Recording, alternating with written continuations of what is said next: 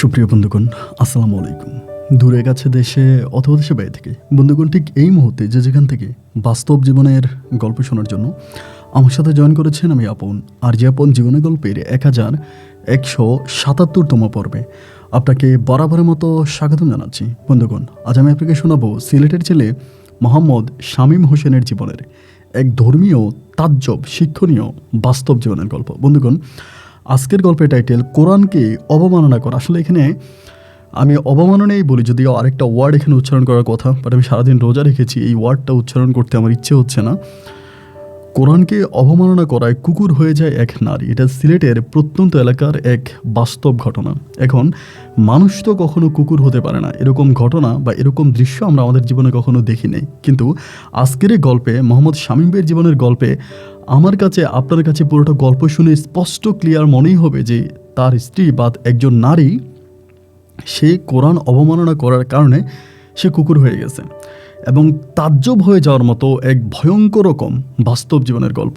আমি আপনাকে নিশ্চিত করে বলতে পারি, এই গল্পটা আজ আপনাকে এক ধর্মীয় শিক্ষা দেবে, যে শিক্ষা আপনি শত বৎসর বইয়ের পাতায় পাননি। আমি সবাইকে অনুরোধ করব, শুরু থেকে শেষ পর্যন্ত সিলেটের ভাই শামীম হোসেনের জীবনের এই গল্প জুড়ে আপনারা আমার সাথেই থাকবেন, এবং গল্প শেষে শামীম ভাইকে আপনার মতো করে একটা মন্তব্য কমেন্ট বক্সে লিখবেন।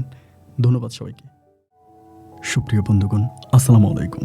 আমার নাম মোহাম্মদ শামীম হোসেন, আমার বাড়ি সিলেট। বন্ধুগণ, আমি আমার জীবনের গল্পটা শুরু করার শুরুতে আপনাদেরকে আমার পরিবারের বিষয়ে জানিয়ে রাখি। আমার পরিবারে আমি আছি, আমার বাবা আছে, মা আছে, এছাড়া রয়েছে আমার ছোট একটা বোন সহ আমার দাদা দাদি, আমার একজন পুপি। আমরা টোটাল এক ভাই এক বোন। আমাদের পরিবারটা সিলেট শহর থেকে মোটামুটি অনেক দূরেরই কোনো এক প্রত্যন্ত এলাকায়। আমাদের পরিবারটা ছিল এক উচ্চ মধ্যবিত্ত পরিবার। আমার বাবা ছিলেন পেশায় একজন শিক্ষক। আমাদের এলাকারই একটা হাই স্কুলে আমার আব্বা শিক্ষকতা করতেন। আমার আব্বা গণি মাস্টার হিসেবে আমার এলাকাতে অনেক বেশি পরিচিত। আমার আব্বার অনেক স্টুডেন্ট বিভিন্নভাবে সরকারি দপ্তরের অনেক বড় বড় পর্যায়ে চাকরি করে। আমরা এক ভাই এক বোন হওয়াতে আমাদের পরিবারে ছোটোবেলা থেকে আমি আসলে তেমন কোনো অভাব অনটন দেখিনি, বরং সুখে শান্তিতে পুপির সাথে দুষ্টুমি, শয়তানি, ফাইজলামি করেই আমার শৈশবের দিনগুলো হেলে দুলে ভালোভাবেই কাটে।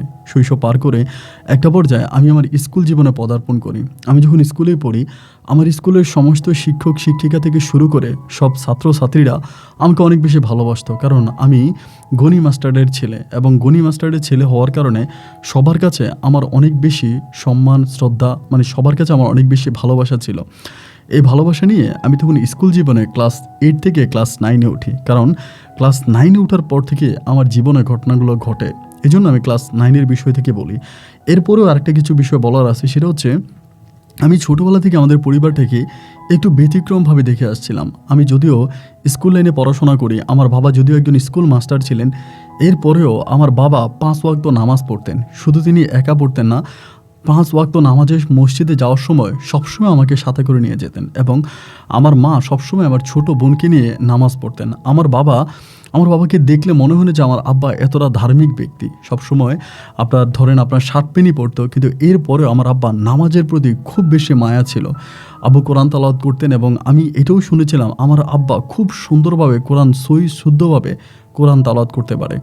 আমার আব্বা এত ভালো মানের একজন, এত ভালো মাপের একজন মানুষ ছিল। ছোটোবেলা থেকে আব্বুর সাথে মসজিদে আমার যাওয়া আসা, যার জন্য আমিও আমার জীবনে নামাজ ছাড়া অন্য কোনো কিছুই বুঝি না। নামাজ পড়ি, দিনের পথে চলি, এবং এরকম করতে করতে আমি ক্লাস 9 পর্যন্ত উঠি। এবং ক্লাস 9-এ ওঠার পরেই তো বুঝতে পারেন যে সামনে এসএসসি পরীক্ষা, ওই বিষয় নিয়ে সবাই মোটামুটি পড়াশোনায় অনেকটা বেশি ব্যস্ত হয়ে পড়ে। আমিও তখন সবার মতো করে পড়াশোনার প্রতি খুব ব্যস্ত হয়ে পড়ে পড়াশোনা করি।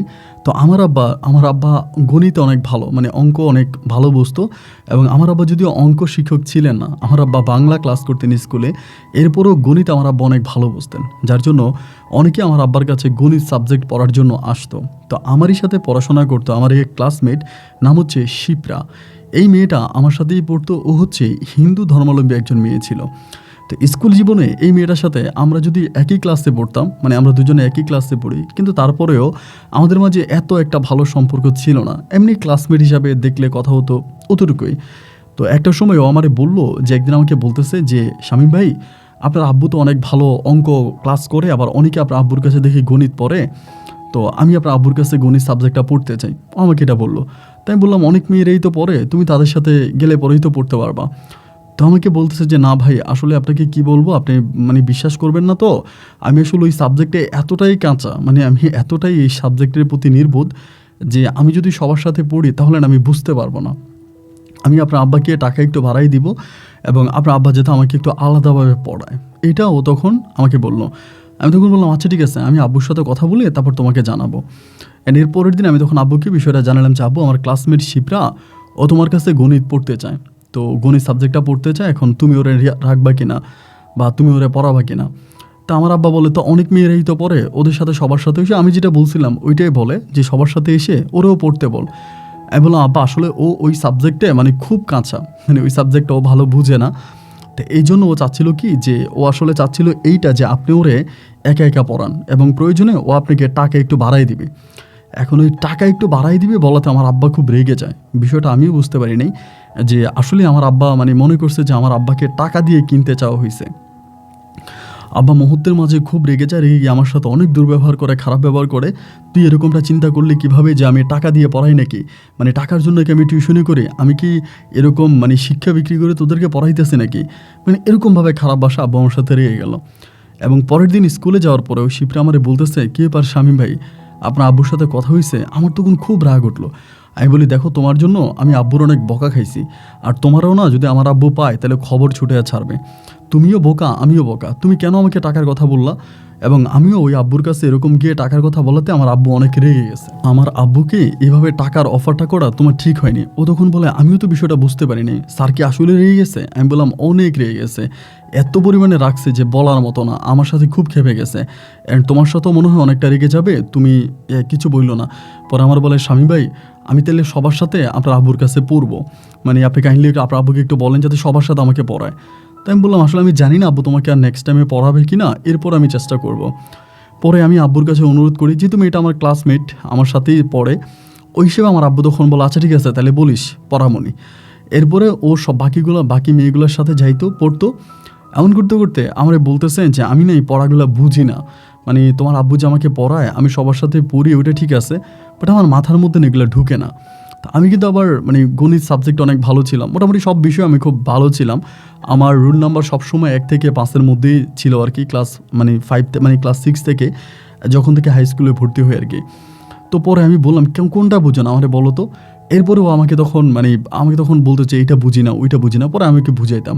এবং একটা পর্যায়ে ও হঠাৎ করে আমাকে বলতেছে যে শামীম ভাই, মানে কিছু না মনে করলে একটা কথা বলবো। আমি বললাম হ্যাঁ বলো। বলে আমি আপনার আব্বুর কাছে আর পড়বো না, মানে আপনি কি প্রতিদিন এসে আমার একটু পড়ায় যাবেন? মানে আমি তখন বললাম যে আমি যেই ক্লাসে পড়ি তুমিও তো সেই একই ক্লাসে পড়ো, আমরা দুজনেই তো একই ক্লাসে পড়ি, তা আমি তোমারে কীভাবে পড়াবো? আর ও আমাকে বলে আপনি যেভাবে মানে তুমি যেভাবে পড়াও আমি খুব ভালো বুঝি, আমার কাছে মনে হয় তুমি যদি আমাদের বাসায় এসে আমাকে পড়াও তাহলে আমার খুব ভালো লাগবে। তাই আমি বললাম, আমার বলে যে আমি টাকা দিব, সমস্যা নেই। আমি বললাম আবারও টাকা? তো আমি ঠিক আছে, বিকেলবেলা তো আমি খেলাম, এটা ভাবলাম যে ওরে যদি আমি পড়াই তাহলে দেখা গেলো যে আমার নিজেরও একটা মানে পড়াশোনা একটা চর্চা হলো, আমি নিজেও বুঝতে পারলাম, ওরে আমি পড়াবো, ও নিজে পড়লো, এবং মানে দুজনের মাঝে মোটামুটি একটা ভালো হবে আর কি, মানে আমার নিজেরও পড়া হবে, ওরও পড়া হবে। আবার যেহেতু সামনে পরীক্ষা, সো আমিও ক্রিকেট খেলা বাদ দিয়ে ওরে পড়াবো। এই বলে তখন বিকেলবেলা আমি তখন করতাম কি, ও তখন আর আমার আব্বুর কাছে পড়ে না, বিকেলবেলা আমি ওই হিন্দু পাড়াতে ওদের বাড়িতে যেতাম ওরে পড়ানোর জন্য। তা আমি ওকে পড়াইতাম, ও পড়তো, এবং আমারও অনেকটা ভালো লাগতো যে আমারও পড়াগুলো রিভাইজ করা হচ্ছে। এমন করতে করতে দেখা গেল যে ও তখন ক্লাস 9-এ পরীক্ষা দিল, এবং ক্লাস 9-এ পরীক্ষা দিয়ে ও মোটামুটি অনেক ভালো একটা রেজাল্ট করলো ক্লাস 9-এ। এবং ক্লাস 9-এ মানে অঙ্ক তো সবসময় কাঁচা ছিল, বাট ওই সময় মোটামুটি ভালো রেজাল্ট করে, এবং ক্লাস মানে 9 থেকে ক্লাস 10-এ উঠে। এবং ক্লাস 10-এ ওঠার পরে ওর মা, ওর বাবা সবাই আমাকে অনেকটা আদর করে, যে তোমার কারণে তুমি পড়াইছো বলে আমার মেয়েটা অনেক ভালো রেজাল্ট করছে, আমার মেয়েটা যে এত ভালো একটা রেজাল্ট করবে এটা আমরা বুঝতেই পারি নাই, মানে তোমাকে অনেক ধন্যবাদ। ওর বাবা মা মানে মোটামুটি আমার প্রতি তারা অনেকটা কৃতজ্ঞতা বোধ করে। তো ওনাদের সাথে তখন আমি ভালোভাবে যাই, ওর বাসায় যাই, ওর আব্বুমের সাথে কথা বলে ওরে পড়াই। এবং ক্লাস 10-এ পড়া অবস্থায় ও তখন আস্তে আস্তে দেখি আমার প্রতি অনেকটা কেমন জানি দুর্বল একটা ভাব দেখায়। বলতে গিয়ে আমি যখন ওরা পড়াইতাম ও আমার দিকে তাকায় থাকতো। ক্লাস 9-10-এ পড়ি, বুঝতেই পারেন একেবারে ছোটো বয়স, আমার দিকে তাকায় থাকে, এবং তাকায় দেখে ও মনে হয় যেন আমার কিছু বলতে চায়। আমি বললাম কী ব্যাপার শিপ্রা, আমি তোমার পড়াই, বাট তুমি না আমার দিকে কীভাবে জানি তাকায় থাকো, তুমি মানে পড়ার প্রতি কোনো অ্যাটেনশন নাই। তুমি কিন্তু এবার দেখবে এসএসসিতে ফেল করবা। ও আমাকে বলে ফেল করলে করবো, সমস্যা নেই, বাট তুমি যে আমার পড়াইতে আসো এইটাই না আমার কাছে অনেকটা ভালো লাগে।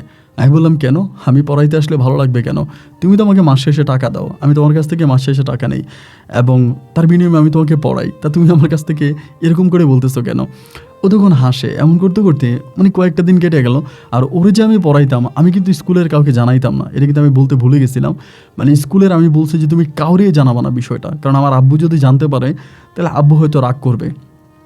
এই জন্য আমি বললাম যে এটা তুমি স্কুলের কাউকে বিষয়টা জানাবা না, শুধু আমি তোমার পড়াবো, জাস্ট তোমার আমার মাঝেই থাকবে। আর আমিও খুব গোপনে গোপনে ওদের বাসায় যেতাম এবং খুব গোপনে গোপনে আসতাম, যাতে অন্য কেউ দেখতে না পারে।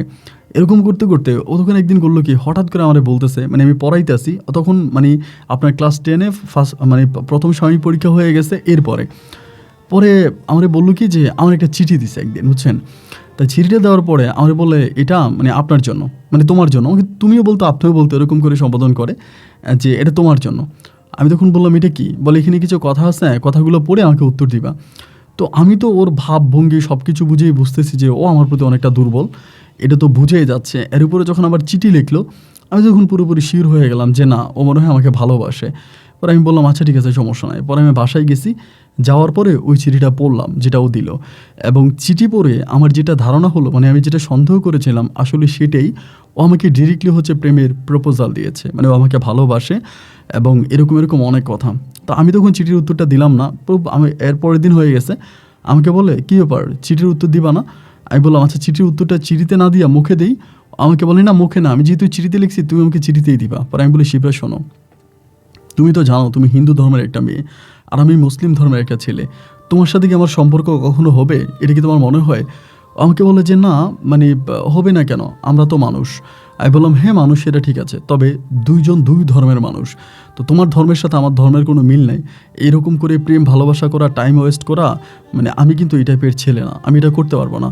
ও তখন আমাকে বলতেছে এরকম করে তুমি কেন বলতেছো? আসলে তো বিষয়টা এরকম না, আমি তোমাকে পছন্দ করি এবং তোমাকে পছন্দ করি বলেই তো আমি তোমাকে বলছি, তাই না? আর আমি কি দেখতে শুনতে এতটাই খারাপ যে তুমি আমাকে ভালোবাসবা না? আসলেই কিন্তু দেখতে শুনতে অনেকটা সুন্দর ছিল সত্যিকার অর্থে। পর আমি বললাম যে না, তুমি দেখতে শুনতে খারাপ না, তুমি দেখতে শুনতে অনেকটা ভালো। তা আমি কি তোমার খারাপ বলছি? ও আমারে বললে যে না, মানে খারাপ বলো নাই। তারপর আমি তোমারে বললাম আর কি। আমি আচ্ছা ঠিক আছে, সমস্যা নাই। তো এরপর থেকে আমাকে প্রতিদিন আমাকে এরকম বিরক্ত করে, এবং বিরক্ত করতে করতে যেহেতু একটা মেয়ে সবসময় আমাকে এরকম প্রেমের প্রপোজাল দেয়, দেখতে শুনতে আবার সুন্দরী আছে, আমাকে ভালোবাসার কথা বলে, আমাকে ভালোবাসতে চায়, আমার সাথে একটা সম্পর্কে জড়াতে চায়, তো ওই সময় ওরে আমার মোটামুটি মানে একটা পর্যায়ে মানে ভালো লেগেছে আর কি। এবং ভালো লাগা থেকে আমি বললাম যে আচ্ছা ঠিক আছে, সমস্যা নাই। এরপর থেকে মানে আপনার প্রথম সাময়িক পরীক্ষার পরেই ওর সাথে আমার মোটামুটি একটা ভালো লাগার একটা সম্পর্ক তৈরি হয়। তো ভালো লাগার একটা সম্পর্ক তৈরি হয়। এখানে আরেকটা বিষয় বলে রাখি, শিপ্রার পরিবারও কিন্তু মোটামুটি অনেকটাই স্ট্রং, অনেকটা ভালো। মানে ওর আব্বাও কিন্তু অনেক ক্ষমতাধর আর কি, মানে মোটামুটি ভালো ক্ষমতা আছে আমাদের এলাকাতে, ক্ষমতাধর একজন ব্যক্তি। পরে যেটা হইলো যে ও আমাকে তখন এরকম করে আমার সাথে রিলেশন করে, এবং রিলেশন বলতে আমার সাথে ও মানে ডিরেক্টলি হচ্ছে মানে প্রেমে জড়িয়ে পড়ে। ও আমাকে ভালোবাসে, আমি ওকে ভালোবাসি, এরকম করতে করতে, এবং তখন আমরা দুজনেই খুব গভীর প্রেমের মগ্ন থাকি। ও যা বলে আমি তাই করি। এরকম করতে করতে একটা পর্যায়ে আমারে বললো যে মানে তখন আমরা মানে ক্লাস 10-এর আপনার পরীক্ষা দিব, মানে ফাইনাল পরীক্ষা দিব। ফাইনাল পরীক্ষা বলতে ওই যে আমাদের যেই যেটা বলে টেস্ট পরীক্ষা হয় না, টেস্ট পরীক্ষা দিব। এখন টেস্ট পরীক্ষার সময় ও তখন করলো কি, ওই টেস্ট পরীক্ষা যে মানে আপনার প্রশ্নটা, এটা কিন্তু আমার আব্বা লেখে, মানে এটা কিন্তু আমার আব্বুই, মানে প্রশ্নগুলো সবসময় আমার আব্বু নিজেই লেখে এবং তারপর আমার আব্বু প্রশ্নগুলো ছাপাই আনে। তো এখানে অনেকের মনে একটা ধারণা থাকে যে আমার আব্বু মনে হয় মানে আমি মনে হয় বাসা থেকে প্রশ্ন দেখি, যেহেতু আমার আব্বু প্রশ্ন করে, আমার আব্বু মনে আমাকে প্রশ্ন বলে দেয়, মানে এরকমভাবে অনেকেই মনে করে। কিন্তু এইটা আসলে কখনোই না। আমার আব্বু কোনোদিনও মানে কোনটা পরীক্ষায় আসবে এটা আমার কখনোই বলে নাই, এবং এটাও বলে নাই যে তুই এই মানে এখান থেকে পড়, হয়তো এখান থেকে তোর কমন পড়তে পারে। এরকম কথা কিন্তু আমার আব্বু আমার কখনোই বলে নাই। আব্বু মানে খুব স্ট্রেট একজন মানুষ, মানে যেটা বলবে ওইটাই, মানে খুব স্ট্রেট ফরওয়ার্ড একজন মানুষ। তো আমি ঠিক আছে, সমস্যা নাই। পরে এরকম করে দেখা গেল যে আমি ঠিক আছে, সমস্যা নাই। আমার তখন ও আমারে বললো, মানে আমার আব্বু যখন ওই প্রশ্ন করে মানে আপনার টেস্ট পরীক্ষার সময়, ও তখন আমারে বলতেছে যে শামীম, তোমার কাছে একটা রিকোয়েস্ট, তুমি তোমার আব্বুর একটা প্রশ্নের কপি আমাকে এনে দাও না, আমাকে একটা প্রশ্নের কপি আমার এনে দাও, এরকম আমাকে বারবার বলতেছে। পরে আমি বললাম দেখো, এটা কখনোই সম্ভব না, আমি এটা আমি এটা মানে পারবো না, আমি এটা করে দিতে পারবো না। ও আমাকে বলে প্লিজ তুমি এটা করে দাও, আমি তোমার কাছে মানে অনেক মানে কৃতজ্ঞ থাকবো, তুমি যদি এটা করে দাও, মানে খুবভাবে আমাকে অনুরোধ করতেছে। পরে আমি বললাম, দেখো আমার দ্বারা এটা সম্ভব না, আর আমার আব্বু মানে প্রশ্ন মানে অলরেডি করে ফেলছে, প্রশ্ন করে এটা ছাপাইয়া মানে অফিসে জমা দিয়ে দিচ্ছে অলরেডি। তো এখনও আমার বলতে, তাহলে গণিতটা আমি তো ফেল করুন, তোমার তো আমি পড়াইছি, সব কিছু তো তুমি পারো। উনি না, তারপরে যদি প্রশ্নটা পাই তাহলে আমি অনেক ভালো করতে পারবো। তো ধরেন আমি আপনাকে বুঝিয়ে বলি, আমার আব্বু তো প্রথমে এটা খাতার মধ্যে লেখে, মানে কাগজে লেখে, এবং লেখার পরে কাগজটা জমা দেয় ফ্রেশে, এরপরে ওরা হচ্ছে প্রশ্ন করে দেয়, আমার আব্বু ওই প্রশ্ন অফিসে জমা দেয়। তো যেই কাগজটা আমার আব্বা ঘরে রেখে দিয়েছে, মানে আব্বু যে প্রশ্নটা লিখছে ওটা তো বাসায় আছে, ও এরকম করে আমাকে জ্বালাই দেখা, এবং ওর কথা আমি না ফেলতে পারলাম না, এবং না ফেলতে পেরে একদিন করলাম কি, আমি আমার বাসা থেকে আমার আব্বু যে প্রশ্নটা লিখছে ওই প্রশ্নপত্রটা একদিন আমি ওরে দিয়ে দিলাম, এবং দিয়ে বললাম যে দেখো খবরদার এটা যাতে কেউ জানতে না পারে, যদি কেউ জানতে পারে তাহলে কিন্তু বড় সমস্যা হয়ে যাবে। এবং ঘর থেকে আমি এটা খুব টেকনিক্যালি মানে অনেক বুদ্ধি খাটিয়ে অনেক কিছু করে চুরি করে বাইর করছি, এত সহজে কিন্তু আমি পাইনি, আমার আব্বা কিন্তু লুকিয়ে রাখতো। পরে ওখান থেকে বের করে আমি এটা ওরে দিই, এবং ও টেস্ট পরীক্ষা দেয়, এবং টেস্ট পরীক্ষা দেওয়ার পরে এরপর তো ধরেন আপনার মানে ইয়ে হয়ে যাবে, বোর্ড পরীক্ষা হয়ে যাবে, বোর্ডে গিয়ে পরীক্ষা দেবে। অ্যান্ড ওই অবস্থার ভিতরে তখন ওর বোর্ডের সব কিছু হয়ে গেছে, মানে বোর্ড সিলেক্ট হয়ে গেছে, এটা হয়ে গেছে। তখনও করলো কি, একদিন ওই প্রশ্নপত্রটাই ও একদিন করলো কি, আমাদের এলাকার যে ম্যানেজিং কমিটি ছিল, আমাদের স্কুলে যে সভাপতি ছিল, এই সভাপতির কাছে উনি এই প্রশ্নপত্রটা দিচ্ছে। মানে তখনও মানে ফাইনাল মানে আপনার এসএসসি পরীক্ষা দিবে, বোর্ড সিলেক্ট হয়ে গেছে ওই সময়। অ্যান্ড প্রশ্নপত্রটা দেওয়ার পরে, এসএসসি পরীক্ষার আগে কিন্তু, পরে না, প্রশ্নপত্রটা যখন ওনাকে দিল, ওনাকে দেওয়ার পরেই মানে আমি তো জানি না ও যেটা মানে ওনাকে দিচ্ছে বা এরকম কিছু একটা। এর পরের দিনে আব্বু ভাই মানে যেদিন প্রশ্নপত্র দিল, তখন তো আর আমরা স্কুলে যাই না, আমাদের স্কুলে যাওয়া বন্ধ, আমরা এবার সরাসরি মানে আপনার সেন্টারে যাবো, পরীক্ষা দিব। তখন আমাদের মানে বিদায় অনুষ্ঠান হয়ে গেছে, আমরা বিদায় অনুষ্ঠান করে স্কুল থেকে চলে আসছি। এবং এই ঘটনার পরে এর পরের দিনে আব্বু কী করলো, মানে বিকেলবেলা স্কুল থেকে আইসাই আমারে ডাকলো, এবং ডাকার পরে আব্বু কিন্তু কোনোদিনও আমার গায়ে একটা ফুলের টোকাও দেয় নাই, মানে কখনোই আব্বু কিন্তু আমাকে মারে নাই। সেদিন আব্বু তখন করলো কি, মানে জুতো খুলে আমাকে মারতে শুরু করে, মানে অ্যালোপ্যাথিক আমাকে মারতেছে। আমি বললাম, আব্বু আমাকে মারতেছো কেন, মানে আমার অপরাধটা কোথায়, আমার অন্যায়টা কেন মারতেছো? মানে আব্বু আমার বলে, তুই কি শিপটারে পড়াইতি আজকে 2 বছর ধরে? আমি তখন বলি যে হ্যাঁ আব্বু পড়াইতাম। তুই কি এমন মাস্টার হয়ে গেলি, তুই আমার সন্তান, তা তুই ওই মেয়েরা কেন পড়াইলি? মানে মারে, এবং মারার পরে আমি তখন ঘর থেকে রাগ করে মানে বেরিয়ে যাই, জুতো দিয়ে আমাকে পিটায় আর কি। বাবা কিন্তু কোনোদিন আমাকে এইভাবে হাত তোলে নাই। পরে আমি বাসা থেকে বেরিয়ে যাই, আমি বাসা থেকে বেরিয়ে আমার একটা বন্ধুর বাড়িতে চলে যাই, রাতের বেলা আমার মা ওই আমার বন্ধুর বাড়িতে যায়, এবং গিয়ে মা খুবভাবে রাগ করে আমার সাথে কথা বলে, এবং বলতেছে আগামী দিন বিকালবেলা তোর আব্বার দরবার আছে, দরবারে যাইস। তাই আমি বললাম, কিসের দরবার, কেন দরবার, আমাকে মারলো কেন, আমি তো কিছুই জানি না। আমি প্রথম আমার আম্মুর মুখে শুনতে পারি আমার আব্বু আমার আম্মুকে বলছে যে ও যে ওই মেয়েরে পড়াইতো, ওই মেয়ের সাথে প্রেমও করতো, এবং প্রেম করে আমার লেখা প্রশ্নপত্র ওই মেয়েকে দিয়ে দিছে, এবং ওই মেয়ে পরীক্ষা দেওয়ার পরে আজকে এত মাস পরে এই প্রশ্নপত্র নিয়ে আমাদের স্কুলের সভাপতির কাছে দিছে, এবং সভাপতি আমাকে চরমভাবে অপমান করছে, আগামী দিন আমার বিচার হবে। এবং এমনি তো দেয় নাই, ও এভাবে বলছে যে আমি নাকি এই মেয়ে নাকি টাকা দিয়ে প্রশ্নপত্র কিনছে, মানে ওর কাছ থেকে, ও আমার ওরে বিক্রি করছে, মানে আমি ওর কাছে দিছি, ও ওই মেয়েকে দিছে, ওই মেয়ে টাকা দিছে, আবার ওই টাকা আমার ছেলে না আমাকে দিছে, এরকমভাবে আমাকে ফাঁসানো হয়েছে। কথাটা শুনে আমার মাথায় তখন আসমানটা ভেঙে পড়লো যে এটা আমি কী শুনলাম, এবং কিভাবে এটা সম্ভব, আমাদের সাথে মানে আমার পরিবারের সাথে এত বড় চিটিং করা হলো। মানে পরে আমি কী করলাম, ওই রাতের বেলায় ওদের বাসায় যাবো ওরকম একটা চিন্তা। মা যখন চলে গেল, মা চলে যাওয়ার পরে আমার বন্ধু তখন আমাকে ধরে বলতেছে, দোস্ত এত রাতের বেলায় হিন্দু পাড়াতে যাইস না, আর হিন্দু পাড়ার পোলাপাইনগুলো খুব একটা ভালো না, এখন তুই আসলে ভালো উদ্দেশ্যেই যাবি, কিন্তু ওরা খারাপ কিছু মনে করে তোরা হয়তো মারতেও পারে, তা সকালবেলা তোর সাথে আমি সহ যাবো। আমি বললাম, তুই সহ যাবি? বলে হ্যাঁ সকালবেলা আমি সহ যাবো তোর সাথে, সমস্যা নেই। তাই আমি বললাম আচ্ছা ঠিক আছে। রাতে আর ঘুমাইলাম না, মানে সারাটা রাত শুধু এটাই করতেছিলাম যে আমার সাথে এরকম চিটিংটা কেন করলো, এবং কী কারণে আমার সাথে এরকম চিটিংটা করলো। এর পরের দিন তখন ওর বাড়িতে রওনা দিচ্ছে, এবং ওর বাড়িতে যাওয়ার পথেই হচ্ছে মানে ওর বাড়িতে ঢোকার আগে একটা মানে দিঘি আছে, অনেক বড় দিঘির পাড়ে দেখলাম ও বসে আছে, এবং সাথে আরও 2-3টা মেয়ে, এবং ওইখানে আবার হিন্দু পাড়ার কিছু ছেলে আছে, ওরা আবার ওই দিঘিতে মাছ ধরতেছে। পরে আমি যেহেতু ওরা পড়াইতাম, ওদের বাড়িতে যাইতাম, তো অনেকেই তো আমাকে চিনতো। দেখার পরে সবাই বলতেছে যে তোর মাস্টার আসছে। পরে আমি গেলাম, যাওয়ার পরে আমি বললাম যে শিপরে এটা কী হইলো? বলে কী হয়েছে? আমি বললাম কী হয়েছে তুমি জানো না? বলে না আমি জানি না। আমি বললাম যে তুমি জানো না মানে এদিকে তাকাও। ও বলে তাকাবো কেন? মানে তখন আমার রাগ, আমি নিজের রাগটাকে কন্ট্রোল করতে পারি নাই, এবং রাগটাকে কন্ট্রোল করতে না পেরে ওই মানে আপনার গাঁটকুলে গিয়ে ওরা আমি 2-3টা থাপ্পড় মেরে বসছি। ঘাটের মধ্যে গিয়ে 2-3টা থাপ্পড় মারছি, এবং থাপ্পড় মারার পরে হিন্দু পাড়ার ছেলেগুলো তখন ওই মাছ ধরতেছিল দিঘিতে, ওরা তখন সবাই দৌড়ে এসে আমাকে মারতেছে। তো আমি আর আমার বন্ধু মিলে ওদের সাথে ফাইটিং করতেছি, ওইখানে মারামারি, আমারও মানে অনেক জায়গায় ইনজুরি হয়, রক্ত বের হয়, ছেলেগুলো মানে অনেক জায়গায় আহত হয়।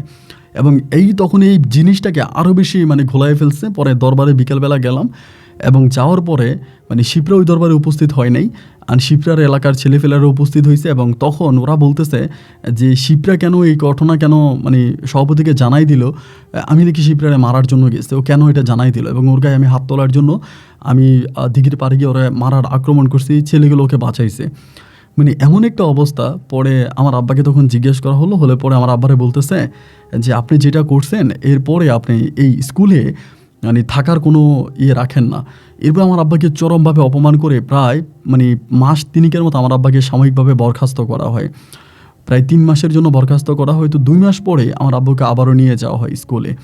অ্যান্ড ওই সময় কিন্তু আমরা এসএসসি পরীক্ষা দিয়ে ফেলি। এসএসসি পরীক্ষা দেওয়ার পরে আমার আব্বুকে পুনরায় আবার স্কুলে নেয়, এবং নিলে পরে আমার আব্বুর যে একটা সম্মান ছিল স্কুলে, ওই সম্মানটা মানে একেবারে ধূলিসাৎ হয়ে যায়। এটা তো আর আসলে জনে বলার কিছুই নাই যে আমার আব্বা কোনো অন্যায় করে নাই। এটা আমার আব্বু একটা মানে পরিস্থিতির শিকার, চক্রান্তের শিকার। সবাই বলতেছে আমার আব্বু টাকার কাছে বিক্রি হয়ে গেছে। এবং এরই মাঝে আমি ওদের ওই পাড়ার কয়েকটা মেয়ের সাথে কথাবার্তা বলি যে শিপ্রা এটা কেন করলো, এবং পাড়ার মেয়েগুলোর মাধ্যমে আমি জানতে পারি যে শিপ্রা তো আমার সাথে কথা বলে না, পাড়ার মেয়েগুলোর মাধ্যমে জানতে পারি যে ও এটাই ইচ্ছা করে করছে, ইচ্ছা করে আমার সাথে রিলেশন করছে, ইচ্ছা করে আমাদের ঘরে ওকে নিছে। কারণ হচ্ছে ও আমার বাবা নাকি ওরা অপমান করছে, মানে কোন সময় ওরে পড়াইতেছিল, বাকি সবগুলো মেয়েরা একসাথে পড়াইতেছে, এবং কোন কথার বিষয়ে নাকি মানে টাকার গরম দেখাস তুই, আমার ছেলেকে বললি টাকা দিলে তোরে আমি আলাদা পড়াবো, এরকম টাকার গরম দেখাস, আসলে তুই কোনো কিছুই পারিস না। মানে মোটামুটি ওর একটু অপমান করা হয়েছে, এবং ওই অপমান বোধ থেকে ও তখন আমার আব্বার উপরে প্রতিশোধ নেওয়ার জন্য আমাকেও মানে প্রাইভেটলিও আমার কাছে পড়তো, এবং আমার সাথে প্রেমের অভিনয় করে আমার আব্বাকেও ফাঁসানোর একটা চেষ্টা করে। দিস ইজ মানে ওই হচ্ছে একটা মানে বিগ মাস্টার মাইন্ডের মতো মানে একটা প্ল্যানিং করে, এবং প্ল্যানিং অনুযায়ী আমার আব্বার মান সম্মান নষ্ট করে। আমার আব্বা কান্নাকাটি করে আল্লাহর কাছে মুনাজাত দেয়, আল্লাহর কাছে কান দেয় যে আল্লাহ তুমিই জানো আমার সাথে যেটা হয়েছে এটা অন্যায় হয়েছে, অপরাধ হয়েছে। এবং যখন আমাদের রেজাল্ট আউট হয়, ভাই আপনি বিশ্বাস করবেন না, আল্লাহ সাক্ষী যে আমাদের রেজাল্ট আউট হওয়ার পরে এই মেয়েটা ফেল করে, এবং এক সাবজেক্টে না, সে চার সাবজেক্টে ফেল করে। আমি তো ওরে পড়াইতাম, আমি তো জানতাম এই মেয়েটা ফেল করার মতো কোনো স্টুডেন্টই না। ওই কিন্তু হয়তো ভালো রেজাল্ট করতো না, কিন্তু পাশ করার মতো মেধা ওর মাথায় ছিল, এবং ও মোটামুটি ভালো স্টুডেন্টে ছিল। স্টুডেন্ট কেমন ছিল এটা বলতে গেলে ও ভালো স্টুডেন্ট ছিল, খারাপ না। তা এরকম একটা ভালো স্টুডেন্ট হওয়ার পরেও ও কীভাবে ফেল করলো, এবং ও যে ফেল হয়েছে মানে আমার আব্বা বলতেছে আল্লাহ উচিত বিচার করছে। তো এসএসসিতে ফেল করার পরে ও তখন বাড়িতে রয়ে গেল, মানে বাসায় আসে। অ্যান্ড আমরা তখন কলেজে ভর্তি হলাম, বন্ধুবান্ধব সবাই মিলে কলেজে ভর্তি হলাম। সবাই তখন এই মেয়ের উপরে রাগ, মানে শিপ্রার উপরে রাগ যে ও এরকম একটা খারাপ কাজ করছে আমাদের স্যারের সাথে, ওর সাথে কথা বলাটা ঠিক হবে না। আমরা বন্ধুবান্ধব কেউই আর ওর সাথে কথা বলি না। আমাদের বন্ধুর লিস্ট থেকে এই মেয়েকে পুরোপুরিভাবে হচ্ছে আমরা ডিনাই করে দিই যে ওর সাথে আমরা আর কখনোই কথা বলবো না, এই মেয়ের সাথে আমরা কোনো কন্ট্রাক্ট রাখবো না, ও একটা চিটার, ও চিটিং করছে। মানে সবাই তখন আমরা ওভাবেই ওকে আমরা দেখি। তো যাই হোক, এরপর আমি পুনরায় কলেজে যাই, সবার সাথে আমি পড়াশোনা করতেছি, এবং একটা পর্যায়ে জানতে পারি ও ইন্ডিয়াতে চলে যায়। কারণ ওর রিলেটিভরা অনেকেই ইন্ডিয়াতে থাকতো, মানে প্রায় সবাই ইন্ডিয়াতে থাকে, ও তখন ইন্ডিয়াতে চলে যায়, এটা আমি জানতে পারি। তো ইন্ডিয়াতে চলে যায়, ও তখন ইন্ডিয়াতে থাকে, এবং এভাবে আমি তখন মানে কলেজে পড়ি প্রায় আপনার 7 মাসের মাথায়। কলেজে যখন ভর্তি হই, মানে আপনার সেমিস্টার পরীক্ষা দেওয়ার 3-4 মাস আগে আমার ওই কলেজে আমার আরেকটা হিন্দু বন্ধু ছিল, ওর সাথে আমার আবার ভালো সম্পর্ক ছিল আমার বন্ধুটার সাথে। তো একদিন ওই হিন্দু বন্ধুটা তাদের বাসা আমাকে দাওয়াত দিল। আমি ওরা সবসময় বলতাম যে তোরা একটা বেঈমান। আবার আমার ওই হিন্দু বন্ধুটাই কিন্তু শিপ্রার আত্মীয় হয়, কেমনে আত্মীয় হয়। হিন্দুরা তো ধরেন সবার সাথে সবার কোনো না কোনোভাবে একটা আত্মীয় লিঙ্ক আছে, যেহেতু এরা হচ্ছে কম আমাদের দেশে। তো এরপরও তখন বললো কি যে মানে আমারে বলতেছে দোস্ত আমার বাসা তোর দাওয়াত। তাই আমি বললাম যে কিসের দাওয়াত? বলে দাওয়াত। এই কথা বলে একদিন ওর বাসায় আমাকে নিয়ে গেল, এবং ওর বাসায় নিয়ে যাওয়ার পরে ভাই আমি হঠাৎ করে ওর বাসায় গেলে পরে আজকে প্রায় 7 মাস পরে আমি শিপ্রাকে দেখতে পাই, এবং ওকে দেখার পরে আমার গায়ে মনে হয় যেন কেউ আমার গায়ে গোবর ছিটাই দিছে। মানে আমি এত পরিমাণে রেগে গেছি, এবং রেগে যাওয়া মাত্র ও তখন দৌড়ে এসে আমার পা চেপে ধরছে। মানে আমি যখন চেয়ার থেকে উঠে গেছি, আমি বেরিয়ে যাব, দৌড়ে এসে আমার পা চেপে ধরে কান্না করতে শুরু করছে। আমি বললাম শিপ্রা আমার পা ছাড়ো, তুমি আমার কাছে কোনো অন্যায় করো নাই, তুমি যদি অন্যায় করে থাকো আমার আব্বার কাছে করছো, তা আমার পা ধরতেছো কেন? ও বলে অন্যায় আমি তোমার কাছেও করছে, কারণ প্রশ্নপত্রটা তো তুমি এনে দিছো, আর প্লিজ তুমি আমাকে মাফ করে দাও, আমি আসলে এটা ইচ্ছে করে করি নাই। তুমি আসলে এর ভিতরে একটা সত্য আছে, এই সত্যটা কিন্তু তোমরা কেউই মানে উন্মোচন করো না, এটা তোমরা কেউই বের করো নাই, সমস্ত অপরাধগুলো আমার উপরে দিয়া তোমরা সবাই বেঁচে গেছো। আমি বললাম সমস্ত অপরাধ মানে তোমার উপরে দিয়ে বেঁচে গেছি, মানে আমি তোমার কথা বুঝি নাই, আর আমি না তোমার সাথে কথা বলতে চাই না, তুমি প্লিজ এখান থেকে চলে যাও। ও আমাকে বলে প্রথমত হচ্ছে আমাদের স্কুলের যে সভাপতি ছিল, আমাদের স্কুলের সভাপতির সাথে তোমার আব্বার সম্পর্কটা কি ভালো? দেখেন ওইভাবে বলে। আমি বললাম কেমন ভালো আমি জানি না। পরে বলে ভালো কি না? আমি বললাম অতটা ভালো না। পরে বলে তোমার আব্বু সব বিষয়ে প্রতিবাদ করতো, স্কুলের সভাপতি অনেক মানে ভুলভাল সিদ্ধান্ত নিত, তোমার আব্বু এগুলোর প্রতিবাদ করতো, এই জন্য প্রধান শিক্ষকের সহ স্কুলের সভাপতির সাথে তোমার আব্বুর সম্পর্কটা কিন্তু ভালো না। আমি বললাম হ্যাঁ। বলে তুমি আমাকে প্রশ্নপত্র দিছো, এটা ঠিক আছে, ওই প্রশ্নপত্র আমার ঘরে ছিল, এবং প্রশ্নপত্র ঘরে থাকার পরে আমি তখন করলাম কি, এই বিষয়টা মানে তুমি যে আমাকে প্রশ্নপত্র দিছো, তোমার আব্বু যে আমাকে এনে দিছে, আমার একটা বান্ধবী আছে, ও গণিত অনেক কাঁচা, তাসলিমা ওর নাম, মানে মুসলিম ধর্মের।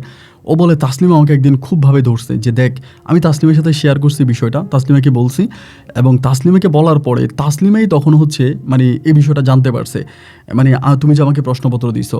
তো তাসলিমার কাছ থেকে বিষয়টা আমি তো মানে প্রধান শিক্ষককেও বলি নাই, সভাপতিকেও বলি নাই, তাসলিমা সম্ভবত ওই বিষয়টা ওর আব্বুর সাথে শেয়ার করছে যে আমি শিপ্রার কাছ থেকে এমন এমন স্যারে হচ্ছে প্রশ্নপত্র দিছে, স্যারের ছেলের কাছ থেকে শিপ্রা নিছে, শিপ্রার কাছ থেকে আমি আনছি। এখন ওর ওই বাবা একটু বেশি সাধু টাইপের মানুষ আর কি, বেশি সাধু টাইপের মানুষও ওই তখন বিষয়টা কী করে, শিপ্রা মানে ইয়েকে আমাদের স্কুলে যে সভাপতি ছিল সভাপতিকে নাকি জানাই দেয়। এই কথাগুলো কিন্তু শিপ্রা আমাকে বলতেছে যে সভাপতিকে জানাই দেয়, এবং সভাপতি বিষয়টা জানার পরে তখন শিপ্রাকে ডাকে, তখন কিন্তু আবার ওই প্রশ্নপত্রটা শিপ্রার কাছে চলে যায়, এবং এইটা ওর ব্যাগের মধ্যেই থাকে ওই সময়। পরে ডাকলে পরে ওর তখন জিজ্ঞেস করা হয়, ও তখন অস্বীকার করে, প্রথম হেড স্যার নিয়ে জিজ্ঞেস করে এবং সভাপতিও জিজ্ঞেস করে, ও তখন নাকি অস্বীকার করে, এবং অস্বীকারের একটা পর্যায়ে তখন তার ব্যাগ তল্লাশি করা হয়, ওই মানে আপনার ওই তাসলিমাও বলে যে ওর ব্যাগের মধ্যে নাকি আছে।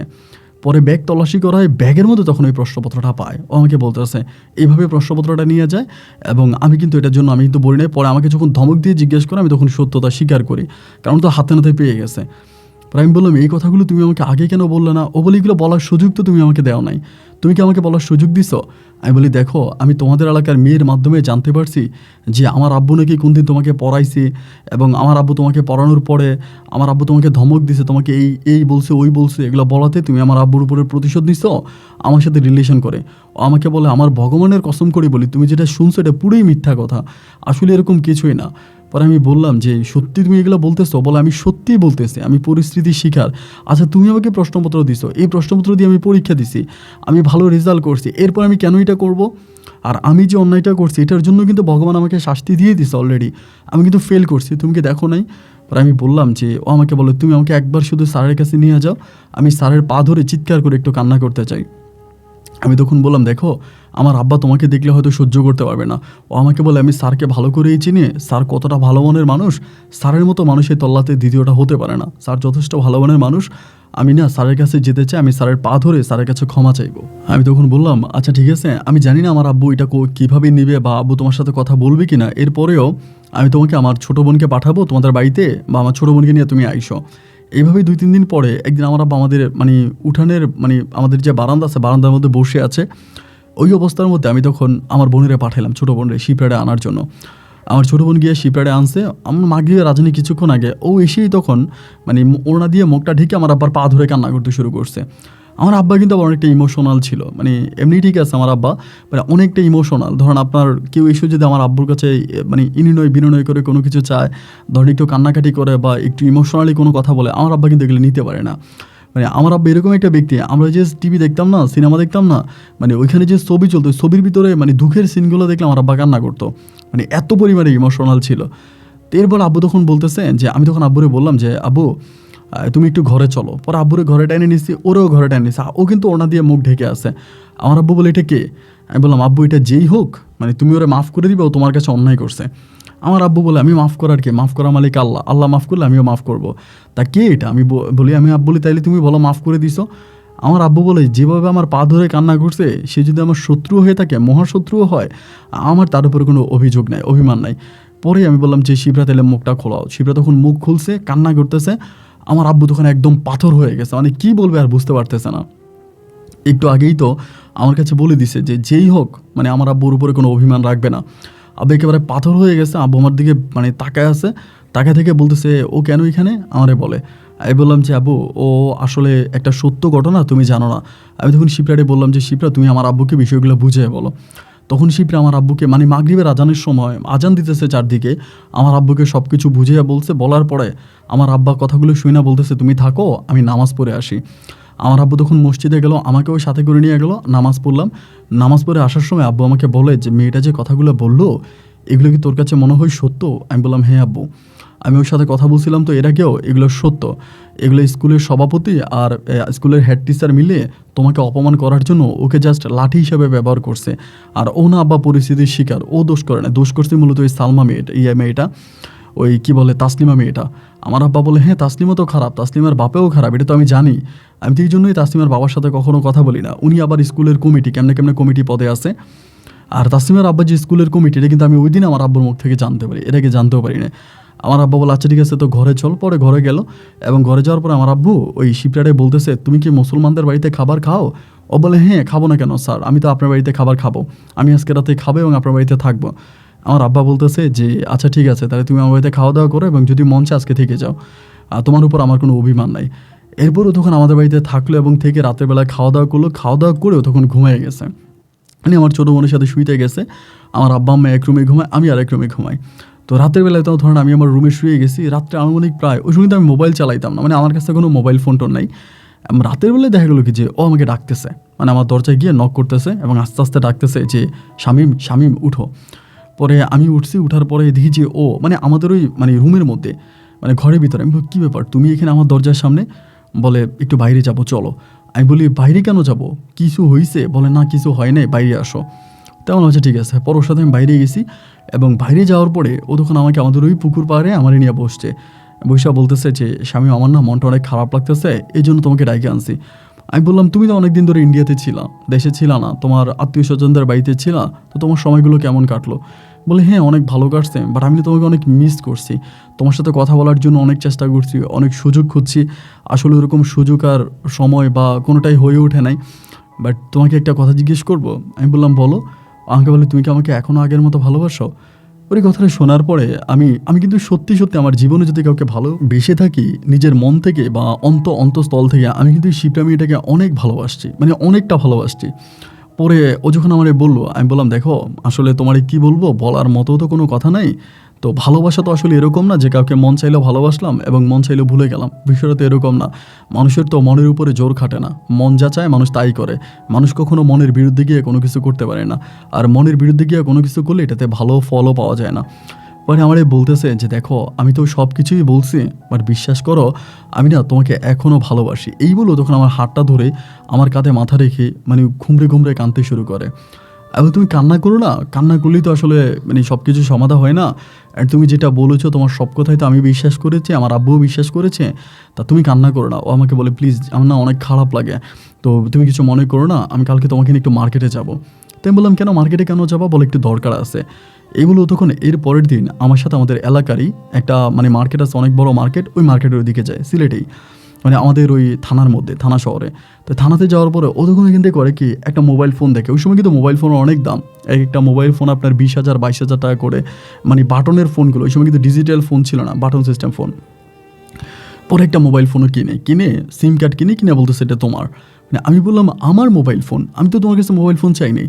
আমাকে বলে চাও নাই ঠিক আছে, বাট আমি তো এখানে থাকবো না, আমি তো ইন্ডিয়াতে থাকি, তো আমি আবারও ইন্ডিয়াতে চলে যাবো, আমার রিলেটিভদের বাসায় ওইদিকে আমি থাকি, তো আমি তো তোমার সাথে যোগাযোগ করতে পারবো না। অ্যান্ড তোমার সাথে যোগাযোগ করার জন্য এই মোবাইল ফোনটা তুমি রাখো, আমি তোমার সাথে ফোনে কথা বলবো। আমি তখন বললাম শিবটা, আমার মোবাইল ফোনের প্রয়োজন নাই, তুমি যদি আমার সাথে একান্তভাবে কথা বলো, আমাদের পাশের ঘরে মোবাইল আছে বা অনেকেই মোবাইল ফোন ব্যবহার করে, ওদের কারো নাম্বারে ফোন দিয়ে আমার সাথে কথা বলতে পারবা। অ্যান্ড তুমি আমাকে একটা মোবাইল ফোন কিনে দিবা, এটা তো আসলে মানে আমি প্রয়োজন মনে করি না। ও তখন বলতেছে মানে আমার একটা ইচ্ছে হলো তোমাকে একটা জিনিস গিফট করব, আর তুমি আমার সাথে এরকম করতেছো, মানে আমার গিফটের জিনিস তুমি নিবা না? আমি বললাম তুমি আমাকে গিফট করতে চাও, এটা গিফট? বলে হ্যাঁ গিফট। পরে আমি নিতে চাই না ভাই, সত্যি কথা বলতে ও অনেক জোরাজোরি করে পরে আমার মোবাইল ফোনটা দেয়। আমি বললাম আচ্ছা ঠিক আছে। পরে ওর কাছ থেকে মোবাইল ফোনটা নিয়ে যায়, এবং মোবাইল ফোন নিলে পরে ও তখন ইন্ডিয়াতে চলে যায়। 2 দিন পর ইন্ডিয়াতে চলে যায়। ওর বাবা মা তখন অনেকেই ইন্ডিয়াতে, ওরা ইন্ডিয়াতেই সেটেল হয়ে যায়। মানে সেটেল বলতে বাংলাদেশে অনেক জায়গা সম্পত্তি আছে, আসে যায়, কিন্তু বেশিরভাগই ইন্ডিয়াতে থাকে। এরকম করে তখন প্রতি রাত আমাকে ফোন দিত ইন্ডিয়া থেকে, একদম নাম্বার থেকে নাম্বারে ফোন করতো, ইন্ডিয়ান নাম্বার থেকে আমার নাম্বারে ফোন দিত, আমার সাথে কথা বলতো এবং মানে ঘন্টার পর ঘন্টা আমার সাথে কথা বলতো, অনেক টাকাও মোবাইলের পিছনে ব্যয় করতো এবং আসতো আমাদের বাড়িতে, আসতো 2-3 দিন পরে আমাকে টাকা পয়সা দিত, মানে একদম গভীর একটা সম্পর্ক আমার সাথে জড়িয়ে পড়ে। এভাবে প্রায় বৎসর খানিকের মতো আমি ওর সাথে সম্পর্কে থাকি। এরই মাঝে আমি আবার আপনার এইচএসসি পরীক্ষা দিই, ইন্টারমিডিয়েট পরীক্ষা দিই এবং ইন্টারের রেজাল্ট আমার ভালো হয়।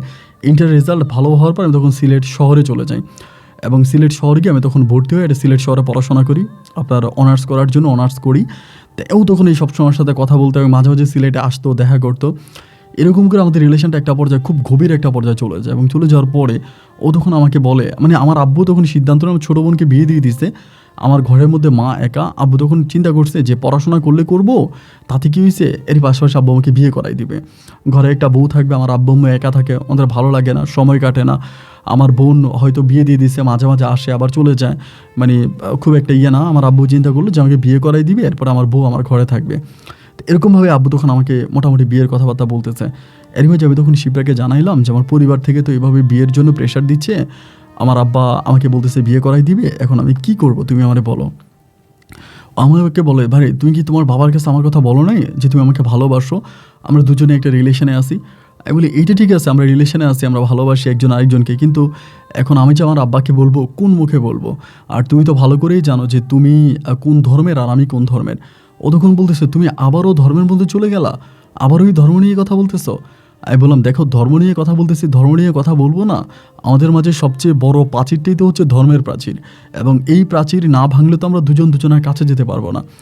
ভাই বিশ্বাস করো, এইভাবে আমাকে বলতেছে, তাহলে তোমাকে মানে আমাকে বিয়ে করতে হলে তোমার কী করতে হবে, মানে আমি কী করলে তুমি আমাকে বিয়ে করবা? আমি বলি প্রথমত হচ্ছে আমরা এক ধর্মে আসতে হবে। আমাদের দেশে তো এরকম নিয়ম নাই যে তুমি হিন্দু আমি মুসলিম আমরা বিয়ে করে ফেললাম, এরকম তো কোনো নিয়ম নীতি নাই। আমাকে বলে তাহলে তুমি আমাকে মুসলিম হতে বলতেছো? আমি বলি অবশ্যই, যদি আমাকে বিয়ে করতে হয়, আমার সাথে তোমার সংসার করতে হয়, তাহলে তো অবশ্যই তোমাকে মুসলিম হতে হবে, কারণ মুসলিম হওয়া ছাড়া তো তুমি আর আমাকে বিয়ে করতে পারবা না, বা মুসলিম হওয়া ছাড়া তো আমাদের সংসার হবে না। ও তখন আমাকে বলতেছে তাহলে আমি মুসলিম হয়ে যাব, এমনিই বলতেছে। আমি বললাম এটা কি মুখের কথা যে তুমি মুসলিম হয়ে যাবা, এটা মুখে মুখে বললে এরকম? আমাকে বলে না, কেন মুখে মুখে কেন, তুমি আমাকে মুসলিম হতে বলছো, আমি মুসলিম হয়ে যাব, আমি মুসলিম হব। আমি বললাম ঠিক আছে মুসলিম হয়ে যাবা তো? বলে হ্যাঁ আমি মুসলিম হব, তুমি তোমার আব্বুর সাথে কথা বলো, তোমার আব্বু যেভাবে আমাকে মুসলিম বানাতে চায় আমি এভাবেই মুসলিম হব। আমি বললাম আচ্ছা ঠিক আছে, আমি তাহলে আমার আব্বুর সাথে বিষয়টা নিয়ে কথা বলি। এর 2 দিন পরে আমি তখন একদিন আমার আব্বু কিন্তু আবার আমাকে অনেক মানতো, আমি কোনো কথা বললে অনেক শুনতো, আমার কথায় অনেক গুরুত্ব দিত, মানে আমাকে অনেক বেশি ভালোবাসতো। পরে আমি তখন আব্বু যখন এরকম বিয়ের কথা উঠেলাম, আমি আর আমার আব্বু কিন্তু খুব ফ্রিলি, মানে সব বিষয় নিয়ে খুব ফ্রিলি আব্বুর সাথে কথাবার্তা বলতাম, যে কোনো বিষয় খুব ওপেন ডিসকাস করতাম। তো আমি তখন আমার আব্বুরে বললাম যে আব্বু এই ঘটনা, মানে আব্বুকে তখন বললাম যে এমনি এমনি, তুমি তো জানতো ওর সাথে আমার রিলেশন আছে, এরপরে পুনরায় আমরা আবারও রিলেশনে ইনভলভ হয়েছি, হয়তো ইন্ডিয়াতে থাকে। আমার আব্বু খুব শিক্ষিত মানুষ, আমাকে ঠান্ডা মাথায় বললো যে ওরা প্রথমত হচ্ছে হিন্দু, দ্বিতীয় বিষয় হচ্ছে ওরা এই দেশে থাকে না, ওরা থাকে ইন্ডিয়াতে। এখন তুই ওরে বিয়ে করবি এবং বিয়ে করার পরে এই মেয়ে তোর সংসার করবে কি না, আর আদৌ এই মেয়ে মুসলিম হবে বলছো, মুসলিম হবে কি না, আমি এই মেয়ের সাথে সরাসরি কথা বলা ছাড়া কোনো কিছু বলতে পারতেছি না। পরে বললাম ঠিক আছে আব্বু, তাহলে আমাকে আসতে বলি, তুমি ওর সাথে সরাসরি কথা বলো। হ্যাঁ, আব্বু তখন একটা দিন নির্ধারণ করে এবং নির্ধারণ করার পরে আমি তখন ওই শিপ্রারে বলি আসতে, অ্যান্ড শিপ্রা আমাদের বাসায় আসে, আমার আব্বুর সাথে সরাসরি কথা বলে। এবং কথা বলার পরে আমার আব্বু তখন বলে দেখো মা, তুমি একটা ভিন্ন ধর্মী মেয়ে, তুমি আমার ধর্মে আসবা, এতে আমি আল্লাহর কাছে অনেক ভালো পাবো, আল্লাহ আমাকে অনেক সওয়াব দিবে। আমি যেহেতু ধর্মীয় একজন ব্যক্তি, আমি নামাজ পড়ি, রোজা রাখি, দিনের পথে চলি, কোরআন পড়ি, তো সেই জন্য তুমি যদি মুসলিম হয়ে তুমি মুসলিম রীতিনীতি মানো, মুসলিম নিয়ম অনুযায়ী চলো, আমি আল্লাহ তাআলার কাছে ভালো পাবো, রাব্বুল আলামিন আমাকে ভালো দেবে। এই জন্য আমার ছেলের প্রস্তাবটা আমি প্রত্যাখ্যান করি নাই। আর যেহেতু তোমরা দুজন দুজনকে ভালোবাসো, তোমাদের মাঝে জানাশোনা আছে, বুঝাবুঝি আছে, আন্ডারস্ট্যান্ডিংয়ের একটা বিষয় আছে, তো সেখানে আমি আসলে মেনে নিলাম যে ঠিক আছে তোমরা দুজনে বিয়ে করবা বা তোমাদের মাঝে সম্পর্ক হবে। কিন্তু এখন বিষয় হচ্ছে তোমার আব্বাকে তো তুমি ভালো করেই চিনো যে তোমার আব্বা কত রাগী একজন মানুষ, এবং আমার এলাকাতেও তোমার আব্বার অনেক ক্ষমতা, অনেক লোকজন। তোমার আব্বা যদিও এখানে থাকে না, কিন্তু এরপরও তোমার আব্বার অনেক লোকজন বিভিন্ন পয়েন্টে তোমাদের কাজ টাজ করে। তো এখন যদি আমার ছেলেটার কোনো একটা ক্ষতি হয়ে যায়, ও আমাকে বলে আমি সরাসরিভাবে লিখিতভাবে আমি সরকারিভাবে এভিডেভিট করে আমি মুসলিম হব, যেভাবে আইন অনুযায়ী মুসলিম হওয়া যায় আমি সেভাবেই মুসলিম হব, যাতে আমার আব্বু আমার কোনো ক্ষতি করতে না পারে। আব্বু তখন তার একজন লয়ার বন্ধুর সাথে কথা বলে, ওর সামনেই মোবাইল ফোনে কথা বলে, এবং ওনার ওই আব্বুর ওই লয়ার বন্ধু তখন আমার আব্বুকে বলে যে ঠিক আছে আমার কাছে নিয়ে আয়, আমি সব কিছু করে দিব। আমার আব্বু বলে তুমি আজকে রাতে থাকবে এখানে? বলে হ্যাঁ আমি থাকবো। তো রাতেও বাসায় থাকে, আমাদের বাসায়। তো রাতের বেলায় আমরা দুজনে অনেক ঘোরাফেরা করি, আমাদের বাড়ির আঙিনায় টাঙিনে এখানে ও আমি অনেক মজা মাস্তি করি। এবং পরের দিন আমার আব্বা আর আমি আর দেন হচ্ছে শিবরা তখন আমার বড় বন্ধুর বাসায় যাই। ওনার বাসা সিলেট শহরেই ছিল, শহরে যাই। এবং শহরে গেলে পরে আমার আব্বু তখন বিস্তারিত সব বললে ওই অ্যাডভোকেট ওকে অনেক কিছু জিজ্ঞাসা করে পরে উনি পেপার ডকুমেন্ট সব কিছু ঠিকঠাক করে এবং এভিডেভিডের মাধ্যমে তখন ওকে মুসলিম বানানো হয়। একজন হুজুরটাকে ডেকে পরে ও তখন মুসলিম হয় এবং মুসলিম হয়ে ও আমাকে কলমা কাবিন করে একদম সই শুদ্ধভাবে ওই সিলেট থেকে আমার আব্বা তখন বিয়ে পড়ায় ওরে নিয়ে বাড়িতে আসে। এবং বিয়ে পড়ায় বাড়িতে আসার 2 দিন পরে ওর আব্বা তখন খবর পায় এবং ওর আব্বা খবর পেয়ে আপনার ইন্ডিয়া থেকে দল নিয়ে ওদের লোকজন, মেহমান, আত্মীয় স্বজন যা আছে মানে সব নিয়ে তখন আমাদের বাড়িতে এসে হানা দেয়। আমার আব্বারে উঠে নিয়ে যাবে, আব্বুরে এই করবে সেই করবে। ও তখন আমার আব্বুর সামনে এসে দাঁড়ায় এবং আমার আব্বুর সামনে এসে দাঁড়ায় বলতেছে যে আমি সম্পূর্ণ স্বইচ্ছে নিজের ইচ্ছে আমি মুসলিম হয়েছি, আমি মুসলিম হয়ে শামীমকে বিয়ে করছি, আমাকে কেউ মুসলিম হওয়ার জন্য কোনো ফোর্স করে নাই, আমাকে কেউ ধমক দেয় নাই, আমি কোনো ধমকের বশবর্তী হইনি, আমি কোর্টের মাধ্যমে এভিডেভিট করে হুজুরের মাধ্যমে আমি মুসলমান হয়েছি, আমি মুসলিম হয়েছি, আমার মুসলিম ধর্ম ভালো লাগে।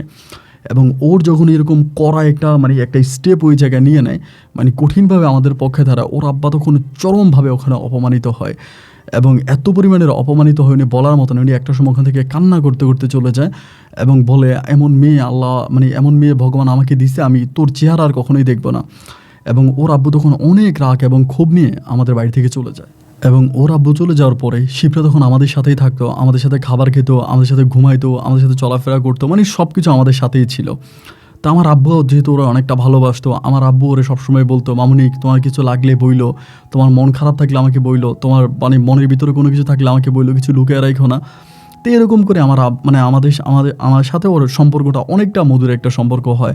আমার পরিবারে ও তখন খুব ভালোভাবে থাকে, আমার আম্মুকে নামাজ পড়া শেখায়, কোরআন পড়া শেখায়, দিনী পথে শেখায়। এরকম করে সময়গুলো কাটতেছে, কিন্তু ওর পেটে কোনো সন্তান হয় না, কোনো সন্তানাদি হয় না। প্রায় 1 বছরের মতো ও সংসার করে এবং 1-1.5 বছর পরে ও তখন হঠাৎ করে আমারে বলতেছে রাতের বেলা একদিন শুয়ে যে শামীম আমার না অনেক খারাপ লাগতেছে, আমি কি কয়েকটা দিনের জন্য একটু ইন্ডিয়া থেকে ঘুরে আসবো, আমারে বলতেছে। আমি বললাম যে তুমি যে ইন্ডিয়াতে যাবা বা ইন্ডিয়াতে যেতে পরিকল্পনা করতেছো, আমার আব্বু আম্মু যদি এটা শোনে তাহলে কি তারা মানবে, তারা কি রাগ করবে না?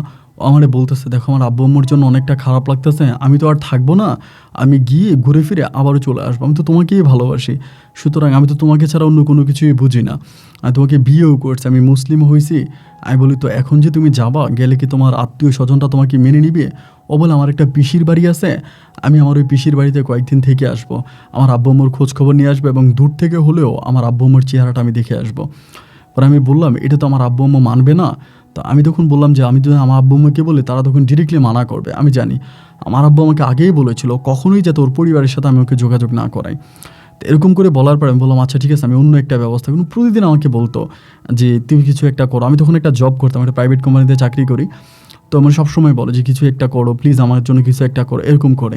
এমন আচ্ছা ঠিক আছে সমস্যা নাই, আমি তোমাকে ব্যবস্থা করব। এরপরে একটা পর্যায়ে আমি আব্বারে বললাম আব্বা আমাদের অফিসে তো কয়েকদিন ধরে ছুটি আছে, 7-8 দিন ধরে, তো আমি চাচ্ছিলাম একটু শিবরাকে নিয়ে কক্সবাজার থেকে ঘুরে আসবো।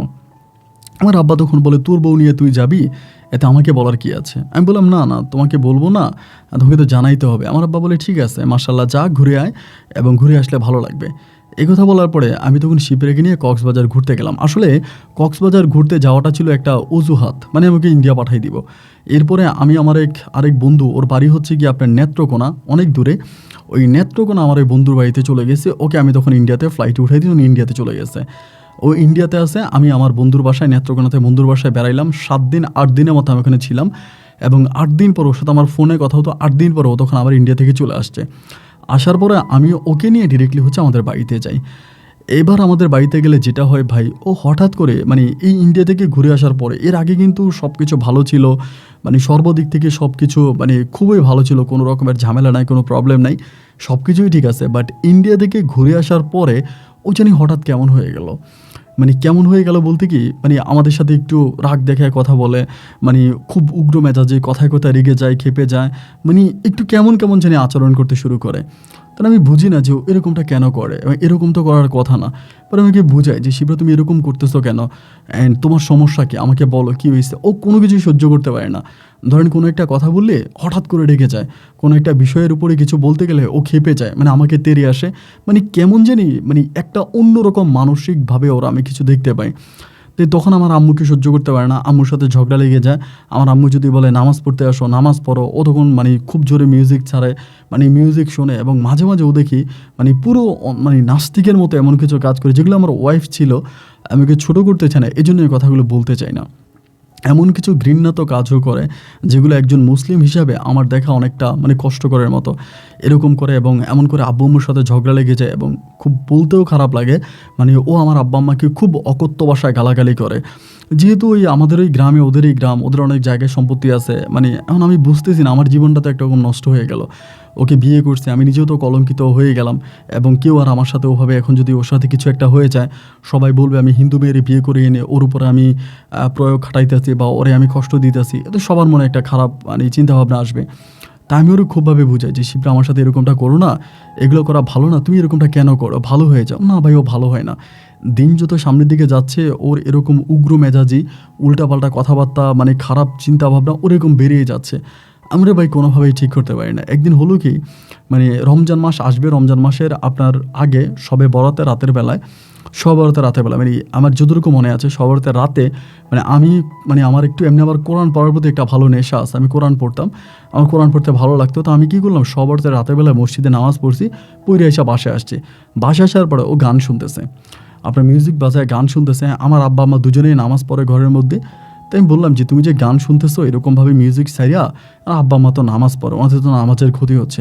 ও আমাকে বলে নামাজের ক্ষতি হলে হবে, তাতে আমার কি, আমার গান শুনতে ইচ্ছে তুমি গান শোনো। আজকে একটা সবে বরাতে রাত্রে, এই রাতের বেলায় তুমি গান শোনো, আরে তো তুমি তো মানে কাফের হয়ে যাবা। তুমি তো আসলে তুমি যে মুসলিম হইলা, তুমি প্রথম প্রথম মুসলিম হওয়ার পরে কয়েকটা দিন নামাজ পড়লা এবং তুমি রোজা রাখলা, কত ভালোভাবে আমার আম্মুর সাথে উঠলা বসলা, কত ভালো হয়ে গেলা। বাট এখন যে তোমার আচার আচরণ কথাবার্তা সব কিছুই যে এত পরিবর্তন, মানে আমি না বুঝতে পারিনি যে তুমি যে এখন হঠাৎ করে এরকমটা কেন করতেছো। ও তখন খুব রেগে যায়, রেগে গিয়ে আমাকে বলে এই তোর কাজ তুই কর, মানে তুই তো এখন আমার সাথে ব্যবহার করে যে তোর কাজ তুই কর, তুই আমাকে এত জ্ঞান দিতে আসবি না। মাস্টারের ছেলে বললে সবাইরে জ্ঞান দিতে পারিস, তোর কাছে আমি জ্ঞান চাইছি, মানে খুব খারাপ ব্যবহার করে। আমার আব্বা আম্মা ওর অত্যাচারে এতটাই অতিষ্ঠ যে ওরা আসলে মানে মানতে পারতেছিল না যে আমার আব্বা আম্মার সাথে এরকম দুর্ব্যবহার করে, এরকম খারাপ ব্যবহার করে। আমার আব্বা আম্মা কান্নাকাটি করে গোপনে গোপনে, আমি এটাও দেখতে পাই। কিন্তু কী করবো ভাই, আমার তো আর কোনো কিছু করার নাই, যেহেতু আমি বিয়ে করেই ফেলছি। অ্যান্ড ওই অবস্থার ভিতরে আমি ওর সাথে শুয়ে আছি, ও কোরআন মানে আপনার গান শুনতেছে। পরে হঠাৎ করে আমার কাছে মনে হলো আমি একটু কোরআন পড়ি, ঘরটার মধ্যে হয়তো খারাপ কোনো কিছু মানে করেছে, এই জন্যই মনে হয় ঘরের অবস্থাটা এরকম। আমি কোরআন পড়লে হয়তো আল্লাহর রহমত আমার ঘরে আসবে। এই বলে তখন আমি উঠলাম, উঠে গিয়ে উজু করছি, উজু করে এসে কোরআন পড়তেছি। মানে ও তো খাটে শুয়ে আছে, আমি নিচে বসে বসে কোরআন পড়ি এবং কোরআন পড়তেছি। এমন অবস্থার ভিতরে ও আমার বলতেছে এই তুই কোরআন বন্ধ করবি, এমনি বলে। আমি বললাম কেন, কোরআন মানে আজকে সবারতে রাতে আমি একটু কোরআন পড়ি, তা কোরআন বন্ধ করবো কেন? আমারে বলতেছে তুই কোরআন বন্ধ কর, নাহলে কিন্তু সমস্যা হবে। আমি বলছি কী সমস্যা হবে, তুমি এরকম উল্টাপাল্টা কথা বলো, তুমি গান বন্ধ করো, আমি কোরআন পড়বো। ও আমাকে বলে গান বন্ধ করবো মানে আমি গান আরও শুনবো। এরকমভাবে ও তখন গানের সাউন্ড আরও বাড়াই দেয়, মানে আরও বাড়াই দেয়। দুই রুমে কিন্তু আমার দুই আব্বু আম্মু, তারা কিন্তু আপনার নামাজ পড়তেছে, তারা তাদের মতো করে নামাজ পড়তেছে। সবে বরাতে রাতি তো বুঝতেই পারে না, আমাদের সিলেটের এলাকাটাই ওই সবে বরাতে রাত্রিটাকে এরা অনেক বড়োভাবে উদযাপন করে, অনেক বড় করে এটাকে দেখে, ওই রাতটাকে সবাই অনেক ভালোবাসে। এখন আমি ওরে বলতেছি যে শিপ্রা এটা ঠিক না, তুমি প্লিজ এটা বন্ধ করো, তুমি এভাবে গান ছেড়ে রাখতে পারো না, এটা খারাপ দেখায়, এটা মানুষ খারাপ বলবে, প্লিজ তুমি বন্ধ করো। এবং না, ও বন্ধ করে না, ও আরও সাউন্ড বাড়ায় দেয়। এবার সাউন্ডটা বাড়াই দিলে আমি তখন উঠি, মানে কোরআন পড়া বন্ধ করে উঠি, কোরআনটা ওই সময় মেলায় থাকে, এই অবস্থার মধ্যে উঠি এবং উঠে গিয়ে আমি ওর গালে দুটো থাপ্পড় মারি। আমি কিন্তু কোনোদিন ওকে মানে ওর গায়ে হাত তুলি নাই, এই প্রথম আমি ওর গায়ে দুইটা হাত তুলি, দুইটা থাপ্পড় মারি এবং মারার পরে ওর কাছ থেকে আমি একদম টেনে হিসেবে মোবাইল ফোনটা নিয়ে নিই।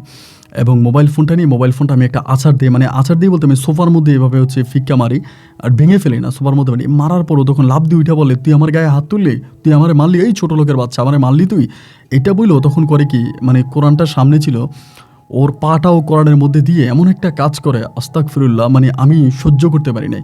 আমি এটা তুমি কী করলা, আমি দৌড়ে গিয়ে কোরআনটা হাতে নিলাম এবং হাতে নিয়ে কোরআনটাকে মানে সালাম করতে শুরু করলাম, বুকে ধরলাম যে এটা তুমি কী করলা। এবং ওর তখন চোখগুলো একেবারে রক্তবর্ণ হয়ে থাকে, মানে এমনভাবে ও পারতেছে না যে ও এখনই আমাকে ধরে বসবে, এরকম খুব খারাপভাবে তাকায় আছে। আমি বললাম তুমি কোরআনে পা দিলা, তুমি কোরআনের মধ্যে পা দিলা, তুমি জানো এই কোরআন আমাদের কি, এই কোরআন কি তুমি কোথায় পা দিলা, তোমাকে তো আল্লাহ মেরে ফেলবে, তুমি তো মানে তুমি তওবা পাঠ করো, তুমি ক্ষমা চাও। আমাকে ক্ষমা চাইবো মানে আমি তোর সংসারই করবো না। এই বলে ও তখন করলো কি আমার ঘর থেকে বেরিয়ে গেল, মানে এভাবেও বেরিয়ে গেছে। এবং বেরিয়ে যাওয়ার পরে উনি কোথায় চলে গেছে রাতের বেলায় আমি অনেকক্ষণ ধরে ছিলাম, সবারও রাতে তো অনেকেই জেগে আছে। পরে মধ্যরাতের মধ্যে আমি আস্তে আস্তে তখন ঘর থেকে বের হইলাম, কিরো কোথায় চলে গেল আমি দেখি টর্চ লাইটটা নিয়ে বের হলাম, এদিকে ওদিক খোঁজাখুঁজি করতেছি, আমি ওরা পাই না। আর আব্বা আম্মারও যে বলবো এরাও আসলে কি মনে করবে যে রাতের বেলাও চলে গেছে, এবং মানে আব্বা আম্মা তো খারাপ মনে করবে, আমি আর কিছু বললাম না। কিন্তু আমাদের যে ঝগড়া হইতে আছে, মারামারি হইতে আছে, এটা কিন্তু আমার আব্বা ঘর থেকে শুনতে পাইছে যে আমাদের দুজনের মাঝে অনেক ফাইটিং হইতেছে, ঝামেলা হইতেছে। এবং ওরে আমি আর পাইলাম না, না পাইয়া সারাটা রাত আমি ওর জন্য অপেক্ষা করলাম। মোবাইল তো আর নিল না, মোবাইল ঘরে রয়ে গেছে। আমি ওরা পাইলাম না, না পাইয়া সকাল হয়ে গেছে। সকাল হয়ে যাওয়ার পর যেহেতু আব্বু আম্মা সারা রাত আপনার ইবাদত করছে, এরা মানে সকালে নামাজ পড়ে তারপরে ঘুমাইছে। আর সকালবেলা উঠতে উঠতে আমার আম্মু লেট হয়ে গেছে, প্রায় 9টার দিকে আম্মু ঘুম থেকে উঠছে। ওইটা আমারে বলতেছে কিরে শিপ্রা কই, আমার আম্মু বলে। আমি বলে আম্মু ও তো একটু বাইরে গেছে, ওকে বাড়ির দিকে গেছে। তো ও আবার কী করতো, ওদের যে এলাকায় যে জায়গা সম্পত্তি আছে ওইগুলো দেখার জন্য যাইতো। ও দেখে টেকে আসতো, জায়গা সম্পত্তি দেখতো। ও জানি না ওর আব্বু আম্মুর সাথে ওর যোগাযোগ আছে কিনা, কিন্তু জায়গা সম্পত্তি দেখতে চাইতো। আমি বলি তুই হিন্দু পাড়ার দিকে একটু গেছে? আমার আম্মু বলে হিন্দু পাড়ার দিকে গেল কেন, ওটাকে নিয়ে আয়। আমি ঠিক আছে নিয়ে আসবো। এই বলে আমি তখন বের হয়েছি। বের হয়ে মানে আমার একটা ধারণা ছিল ও হয়তো হিন্দু পাড়া কারো না কারো ঘরে গেছে। পরে হিন্দু পাড়াতে গেছি, যে এই জনের ওই জনের মানে সব ঘরে আমি ওরে খুঁজি, সবার সাথে কথা বলি। সবাই বলে যে ও তো এখানে আসে নাই। আমি বললাম কি বলেন, মানে আসে নাই মানে ও তো এখানেই ছিল। বলে না এখানে তো আসে না, তো আমরা দেখি নাই। এবং সবাই আমি তখন ওর প্রতিটা মানে পুরো হিন্দু পাড়া প্রতিটা ঘরে ঘরে খুঁজো, ওরে আমি পাই না। না পাওয়ার পরে আমার এক বন্ধুরা আমি তখন বিষয়টা জানাই যে বন্ধু এই ঘটনা। পরে বলে মনে হয় ইন্ডিয়াতে চলে গেছে। মানে ইন্ডিয়াতে যাবে কেমন করে, পাসপোর্টও তো আমার ঘরে, পাসপোর্টও ঘরে আসছেন, পাসপোর্ট ছাড়াও কীভাবে যাবো, তো যেতেও পারবে না। পরে বলে মনে হয় রাগ করে কোনো দিকে চলে গেছে, চলে আসবে, অপেক্ষা কর। এরকম করে আমি 3 দিন 4 দিন অপেক্ষা করি, ও আর আসে না, আসে না আসে না আসে না। এরকম করতে করতে রমজান মাস চলে আসে। তো রমজান আমি তখন রোজা রাখি, আমি মানে পরিবার নিয়ে আসি। আমার আব্বু আম্মু ওরে বারবার বলে যে কোথায় গেছে। আমি আমার আব্বু আম্মুর কাছে আর কোনো উত্তর দিই না। তো তারাও তো বুঝতে পারছে যেহেতু ওর সাথে আমার এরকম একটা সমস্যা ঝামেলা, এরাও বুঝে গেছে যে মানে কিছু না কিছু একটা হয়েছে। পরে আমি ইন্ডিয়াতে খবর পাঠাইলাম, মানে ইন্ডিয়াতে খবর পাঠালাম যে ইন্ডিয়াতেও গেছে কিনা। ইন্ডিয়াতেও আমি ওরা পাইলাম না, ইন্ডিয়াতে ওর কোনো সন্ধান আমি পাই নাই। এবং ইন্ডিয়াতে সন্ধান না পাওয়ার পরে আমাদের সিলেট শহরে ওর একটা বান্ধবীর বাসা আছে। ওই মেয়েটার ফোন নাম্বার আমার কাছে ছিল না, কিন্তু মেয়েটার বাসা আমি চিনতাম। তা আমি ভাবলাম যে ওই সম্ভবত ওই মেয়ের বান্ধবীর বাসায় চলে গেছে। আমি 4th না 5ম রোজার দিন, আমার মনে নাই, আমি ওই মেয়ের বান্ধবীর বাসায় ওরে খুঁজতে গেলাম। ওই বাসায় খুঁজতে গেলাম ওই বাসায় আছে কিনা। ওই বাসায় যে আমারও পাই নাই, না পাই আমি তখন চলে আসতেছি। এবং আমাদের বাজারে আসতে আসতে অনেক রাত হয়ে গেছে, প্রায় রাত্র আপনার 1টা থেকে 1:30টার মতো বেজে গেছে, অনেক রাত। পরে চিন্তা করলাম যে এই রাতে আমি কোনো রিক্সাও পাবো না, বাড়িতে কিভাবে যাব। হাইটা হাইটা রওনা দিলাম। এবং রওনা দিলাম পরে একটা আপনার একদম নিষ্কালো একটা কুকুর, একেবারে কালো একটা কুকুর আমি দেখলাম বাজারে আমার পিছে পিছে, মানে আমি গাড়ি থেকে নামার পর আমার পিছে পিছে হাঁটতেছে। তো কুকুরটারে দেখে আমি তখন চিন্তা করলাম যে এই কুকুরটা কোত্থেকে আসলো। পরে আমি বাড়ির দিকে যাচ্ছি, এই কুকুরটা আমার পিছে পিছে আসতেছে। মানে আমি তখন অবাক হয়ে গেলাম যে আমি চিনি না, মানে কুকুর বা কি এটা আমার পিছে পিছে আসছে বাড়ি পর্যন্ত। আসার পর আমি তখন শুয়ে পড়লাম, ঘুমাই গেছি। এবং বাড়িতে এসে ঘুমাইছি, ঘুম থেকে ওঠার পরে দেখি আমার আম্মু মানে ভাতের মার এটা ওইটা কুকুরটাকে দিচ্ছে। পরে আমি বললাম যে মা এই কুকুর। মা বলতেছে যে কুকুরটা সারাদিন দেখলাম বাড়ির মধ্যে ঘোরাফেরা করে। আমার আম্মা কিন্তু শুধু বন্য প্রাণীদের প্রতি খুব মানে আমার আম্মার একটা টান ছিল। আমার আম্মা এর আগেও কুকুর পালতো, কিন্তু আমার আম্মার কুকুরের প্রতি একটা বিশ্বাসতা ছিল। তো পরে দেখলাম যে আমার এটাতে মানে ভাতের মার এটা ওইটা দিতেছে। আমি বললাম যে মা এটা তো কালকে রাত্রে বাজার থেকে আমার পিছিয়ে পিছিয়ে আসছে, আমার কাছে মনে হয় কারো পালা কুকুর হবে। আমার আম্মা বলে হ্যাঁ দেখে তো তাই মনে হচ্ছে পালা কুকুর, মানে এটার এরকমটাই মনে হচ্ছে, পালা কুকুরের মতো মনে হয়। আমার দিকে তাকায় থাকে, একেবারে এক দৃষ্টিতে আমার দিকে তাকায় থাকে, মানে অদ্ভুতভাবে তাকায় থাকে। ওর এই তাকানো দেখে না আমার কাছে অনেকটা মায়া লাগতো। আমি বিভিন্ন খাবার টাবার দিতাম, এরকম করেই থাকতাম। আমি যাইতাম, নামাজ পড়তাম, এরকম করতে করতে প্রায় আপনার 25 রমজানে, এই 25 রমজান পর্যন্ত কিন্তু কুকুরটা পুরোই আমাদের বাড়িতে। আম্মা খাওয়াইতো, আম্মা এটারে গোসল করাইতো, মানে আম্মু এটারে খুব যত্ন করতো। এখন 25 রমজানে যেটা হইলো সেটা হচ্ছে এক ফকির আসছে আমাদের বাড়িতে আপনার আসরের নামাজের পরে। এই ফকির বাবা আমাদের বাড়িতে আসছে। ফকির বাবা আসার পরে আমার আম্মারে বলতেছে যে খাবার দে, আসরের নামাজের পরে, মানে তখন তো সবাই ক্লান্ত রোজা। আমার আম্মারে বলে খাবার দে। আমার আম্মা বলে কিসের খাবার দেবো আপনারে, আমরা সবাই রোজা রাখছি। বলে আমি তো রোজা রাখি না, আমার খাবার দে, আমি খাবার খাবো। তো মানে পাগল ছিল তো লোকটা, বয়স্ক মধ্য মানে আপনার একদম মস্ক ধাড়ি টাড়ি আছে। পরে আমি বললাম যে আপনারা এখন কোত্থেকে আমরা খাবার দিব, আমরা তো সবাই রোজা রাখছি, আমরা সবাই রোজা অবস্থায় আছি, তো আপনারা আমরা খাবার দিতে পারবো না, এখন কিভাবে খাবার দিব। পরে বলতেছেন আমারে খাবার দে, আমি খাবার খাবো, আমার অনেক খিদা লাগছে, আমি খাবার খাবো। কি আশ্চর্য কথা হতো, আপনি বলতেছেন আমরা সারাদিন রোজা রাখছি, তা আমাদের ঘরে তো কোনো খাবার নাই, আপনাকে খাবার দিব কোত্থেকে। আমার বেলায় খাবার দেয়, নাহলে কিন্তু আমি সব ভেঙে ফেলবো। এটা দিয়ে লাঠি দিয়ে তখন এদিক সেদিক মারতেছে। পরে আমার আব্বা তখন কোত্থেকে জেনে আসছে, আইসা আব্বু ওই দৃশ্য দেখে আব্বা বলতেছে, আরে পাগল মানুষ, পাগলের আবার রোজা কি, পাগলের আবার নামাজ কি, পাগলের কোনো নামাজও নাই রোজাও নাই, একটা কাজ কর, ঘরের মধ্যে কিছু থাকলে তুই খাবার দে, ওই খাবার খাক। আমি তখন বললাম, আব্বা রোজা দিনে 25 রমজান, 5 দিন পরে ঈদ, তো এখন আমার আব্বা বলে তুই খাবার দে। পরে খাবার দিলাম, ঘরের মধ্যে আমাদের পান্তা ভাত ছিল, পেঁয়াজ ছিল, জন্য যতটুকু ছিল আর কি অতটুকু এনে দিলাম। এবং দেওয়ার পরে ও তখন খাইতেছে, মানে খাচ্ছে, খাইতে খাইতে আমরা বলতেছে, ওই আমাদের যে কুকুরটা ছিল, ওই কুকুরটা কিন্তু ওর থেকে মোটামুটি একটু দূরে গিয়ে বসে আছে, ওই অবস্থার মধ্যে বসে আছে আমাদের ওই কুকুরটা। পরে এই লোকটা মানে পাগলটা বলতেছে, এই তোর বউরও কিছু দে, তোর বউরও তো খিদা লাগছে, এরকম করেই বলে, মানে আল্লাহ আকবার, আল্লাহ আকবার এরকম করে বলে যে তোর বউরও কিছু দে, তোর বউরও তো খিদা লাগছে। আমি তখন বলে, আপনি আমার বউরে পাইছেন কই, মানে পাগলের বলতেছি। পরে বলে, এই যে বসে আছে, দে তোর বউরে কিছু খাবার দে। মানে কথাটা শোনার পর তখন আমার শরীরের পশমগুলো দাঁড়ায় গেল, কি এটা মানে কী বললো, মানে এটা কী বললো। পরে আমি বললাম যে আপনি এটা কী বলেন। পরে বলে, তোর বউরে খাবার দে, দিবি না তা আমার থেকে কিছু দিই, এই বলো। তখন কী করলো, তার এখান থেকে অনেকগুলো ভাত এভাবে 2 হাত দিয়ে উঠে এই কুকুরটার দিকে ছুঁড়ে মারছে। মারার পরে এই কুকুরটা তখন এই খাবারটা খাইলো। খাওয়ার পরে আমি তখন মানে তাকে ওনাদের এই কাহিনিগুলো দেখা পরে এই যে ঘটনাটা ঘটলো, এটা কিন্তু শুধু আমি দেখছি, আমার মাও দেখে নাই, আমার আব্বাও দেখে নাই, যে ও এই কথাটা বললো যে তোর বউরও খাবার দে। এরপরে পাগলটা তখন এই খাওয়া দাওয়া অর্ধেকের মধ্যে রেখে উঠে চলে গেছে এবং বেরিয়ে গেছে। পরে আমি চিন্তা করতেছি, কি এটা কী হইলো, আমার আম্মা তো ইফতার বানানি নিয়ে ব্যস্ত, আমার আব্বা কোরআন পড়তেছে ঘরের মধ্যে। পরে আমি আস্তে আস্তে করে এই আমার আম্মার কাছে গেছি। আম্মার কাছে যে আমি আম্মারে বললাম যে আম্মা এই ঘটনা, কুকুরটারে আমার এই পাগলটা বলতেছে তোর বউরও খাবার দে। আমি যখন দিনে তখন কুকুরটা মানে ওই পাগলটা তার এখান থেকে অনেকগুলো খাবার ওইদিকে ফালাইছে। আমার আম্মা বলে, তুই বলিস কি, এটা সত্য? আমি বললাম, হ্যাঁ মা, আমি তো নিজের চোখে দেখলাম। আমার আম্মা তখন আসলো কুকুরটার কাছে, কুকুরটা তখনও বসে আছে।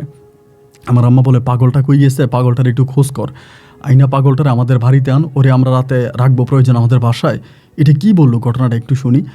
ওইখান থেকে আমি তখন আমার আম্মু এটা বলার পর ইফতারের সময় তো ঘর থেকে বেরোইছি, বেরোয়ার পরে আমাদের বাড়ির সামনে হচ্ছে আমাদের এলাকার 2 ছোটো ভাই, ওরা গল্প করতেছে, কথা বলতেছে রোজার মাসে। পরে আমি বললাম, কিরে এদিক দিয়ে একটা পাগল গেছে দেখছস? বলে, না ভাই দেখি নাই তো। আমি বলি, এটা পাগল গেল মানে ময়লা কাপড় চোপড় গায়ে দিয়ে দেখোস নাই? বলে, না ভাই আমরা দেখি নাই। তা আমি ভাবলাম মনে হয় অন্য আরেকটা রাস্তা আছে, ওই রাস্তা দিয়ে গেছে। তো অন্য ওই রাস্তাটা দিয়ে আমি সামনের দিকে যেতে যেতে যেতে অনেক দূর পর্যন্ত গেলাম, আমি ওই পাগলটারে পাইনি। রাস্তার মধ্যে হঠাৎ করে আপনার ফজরে মানে আপনার মানে মাগরিবের আজান দিয়ে দিছি, ইফতারের সময় হয়ে গেছে। আমি তখন এই রাস্তার পাশেই হচ্ছে একটা দোকানের মধ্যে আমি ধর পানি মানে একটু পানি খাইলাম, ইফতারের মধ্যে পানি খেলাম, খাইয়া তখন আস্তে আস্তে করে বাড়ির দিকে আসছি। বাড়িতে এসে আমার আম্মারে বলতেছি, মাগো তুমি যে আমারে বললা, আমি তো পাগলটার অনেক খুঁজলাম, পাগলটার তো আমি আর দেখলাম না। আমার আম্মা তখন বলতেছে, মানে তোর কথাটা শুনি না আমার কাছেও জানি কেমন লাগতেছে, এবার আমার এই কুকুরটারে দেখে কেমন এখন ভয় ভয় লাগে, আমার আম্মু বলতেছে। পরে আমি বললাম যে মা এটা কী ধরনের কথা বললা। এবং এরপরে আমি আম্মা বললো, একটা কাজ করে একটা কবিরাজের কাছে যা, কুকুরটা তো আমাদের বাড়ি ছেড়ে যায় না, আমাদের বাড়ির আশেপাশেই ঘুরে, আমাদের বাড়ি থেকে যায় না, বাড়ির মধ্যে আসে। আর এরই মাঝে কিন্তু শিপটার কোনো খবর কিন্তু পাইলাম না, ও কোথায় গেছে, কোন জায়গায় গেছে, কোথায় আছে, ওর কোনো সঠিক মানে ঠিকানা আমরা পাইনি। পরে আম্মা বলে, একটা কাজ কর, এই যাইয়া দেখতো কোনো হুজুরের সাথে কথা বলা যায় কিনা। পরে আমি একটা হুজুরের সাথে কথা বলি, আমাদের এলাকা থেকে মোটামুটি বেশ দূরের একটু কবিরাজ টাইপের, ওনার কাছে বলি এবং উনি আমাকে বলে যে তোর বউ তোর বাড়ির মধ্যেই আছে। আমি বললাম, ওরে পাওয়া যায় না এমন এমন। পরে বলো, তোর বউ তোর বাড়ির মধ্যেই আছে।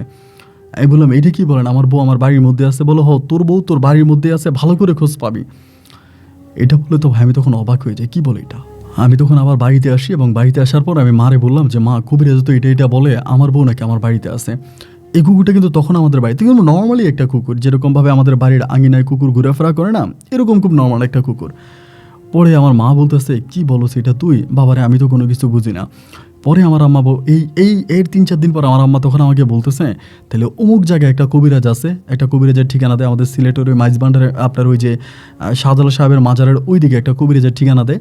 ওই জন্য কবিরাজ না, মানে একটু হুজুর টাইপের একজন, মসজিদের ইমাম, বলে ওনার কাছে যা এবং ওনাকে দিয়ে দেখ তুই কোনো কিছু করতে পারো কিনা। পরে আমি ওনার কাছে গেলাম, এর 2-3 দিন পর ওনার কাছে গিয়ে ওনার আমি বিস্তারিত ঘটনাটা সব কিছু খুলে বললাম। বলার পরে তিনি আমাকে বলে, কুকুরটার কোনো ছায়া পড়ে, কোনো ছায়া দেখছো? আমি বলি যে না, আমরা তো ছায়াটার দিকে খেয়াল করি নাই, আমাদের বাড়ির মধ্যেই আছে। পরে বলে, একটা কাজ করো, তুমি একটা কাজ করবা, যখনই এই কুকুরটা দেখবা, কুকুরটার সামনে গিয়ে তুমি কোরআন শরীফ নিয়ে যাও, তুমি কোরআন পড়বা। এইভাবে 2-3 দিন তুমি কোরআন পড়তে থাকো এবং এইভাবে কন্টিনিউয়াসলি কোরআন পড়ার পর যদি কুকুরটা তোমার বাড়িতে থাকে বা এরপরও বাড়ির মধ্যে থাকে, তাহলে তোমার ভয়ের কিছু নেই, এটা কুকুর। আর এইভাবে কোরআন পড়ার পরে যদি কুকুরটা তোমাদের বাড়ি থেকে চলে যায়, তাহলে এটা অন্য কিছু ছিল, যাও। এই কথা তিনি আমাকে বলে দেয়। বলে দেওয়ার পরে আমি কিন্তু আমার বউর পুরো ঘটনাটা তাকে খুলে বলি। এরপরে যেটা হইলো, আমি বাড়িতে আসি। বাড়িতে আসার পর আমি বললাম যে, মা, এই হুজুর তো এটা বলে দিছে। আমার আম্মা বলে, তাহলে তুই এবার থেকে কোরআন পড়। আমি তখন কী করতাম, কুকুরটার কাছে অজু করে নিয়ে কুকুরের সামনে আমি কোরআন পড়তে শুরু করতাম। মানে একদম ওর সামনে আমি ভালো করে কোরআন পড়তাম, মানে কোরআন শরীফটা নিয়ে যেতাম, নিয়ে কোরআন পড়তাম। আর তখন কোরআনটা পড়া দেখলে দৌড় দিত, মানে মনে হয় যেন ওরে কেউ মারছে, এরকম একটা অবস্থা। মানে কোরআন এখানে পড়তেছে, দৌড় দিয়ে ওখানে চলে যেত, আমি ওই জায়গায় আবার পড়তাম, আবার ওখান থেকে আরেক জায়গায় চলে যেত। মানে কোরআনের শব্দটাও নিতে পারতো না।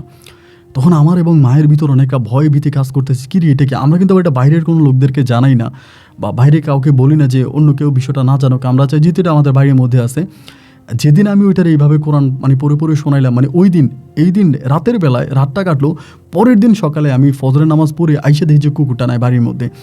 আজকে যে এতগুলো মাস ধরে কিন্তু এই কুকুরটা আমাদের বাড়ির বাইরে কোথাও যায় নাই, মানে আমাদের বাড়ির মধ্যেই আছে, আমাদের বাড়ির বাইরে কোথাও যায় না। ওই দিন কুকুরটাকে আর দেখি না। কুকুরটারে না দেখার পরে আমার আম্মা তখন আমারে বলে যে, কি রে, কুকুরটা কই গেল বাবা? ওই যে, মা, এটা তো আমি নিজেও দেখতেছি না, কুকুর তো মানে নাই। আমার আম্মা বলে খোঁজ। আমি খুঁজতেছি, বিভিন্ন জায়গায় কুকুরটারে খুঁজলাম।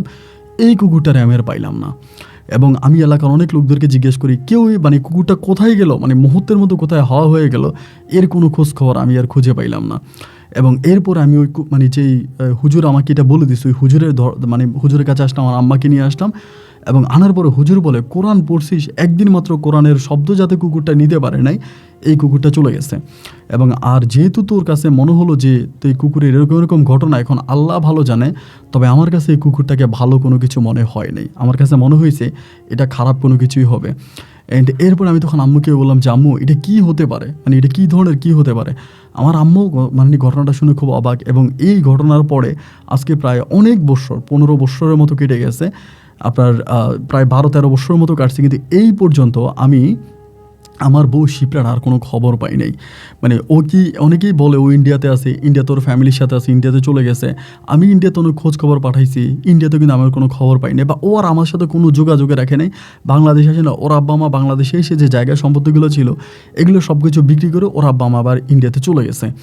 তো এখন অনেকেই বলে যে ও ইন্ডিয়াতে আছে, কিন্তু আমার সাথে যদি ইন্ডিয়াতে সত্যিই থাকতো, তাহলে আমি ওর হাজব্যান্ড ছিলাম, এতগুলো বছর কি আমার সাথে একটাবারও যোগাযোগ করতো না? আমার সাথে কোনো যোগাযোগ করে না। এবং কুকুরের এই বিষয়টা আমার কাছে তাজ্জব লাগলো। এরপরে না ওই পাগল, না ওই কুকুর, আর কাউকে আমি দেখতে পাই না। কিন্তু আমার আম্মা বলে যে কোরআন লাথি দেওয়ার কারণে আল্লাহর তরফ থেকে আমার বউ নাকি কুকুর হয়ে গেছে, এখনও কুকুর হয়ে সে পৃথিবীতে ঘুরে বেড়াচ্ছে। এগুলো আমার আম্মা বলে। তো আল্লাহ আসলে মানে আল্লাহই ভালো জানে যেটা কী হয়েছে। তবে আমার আম্মা আপনার অনেক বড় ভক্ত। আমার আম্মা আপনার গল্প শুনে, আমিও আপনার গল্প শুনে আমি আমার গল্প আপনাকে লিখলাম বা বললাম। আর আরেকটা বিষয় হচ্ছে কি, আপন ভাই, এরপরে আমি বিয়ে করি এবং বিয়ে করার পর আমার এরপরে যে আমি বিয়ে করি, আমার ওই বউয়ের ঘরেও কোনো সন্তানাদি হয় নাই।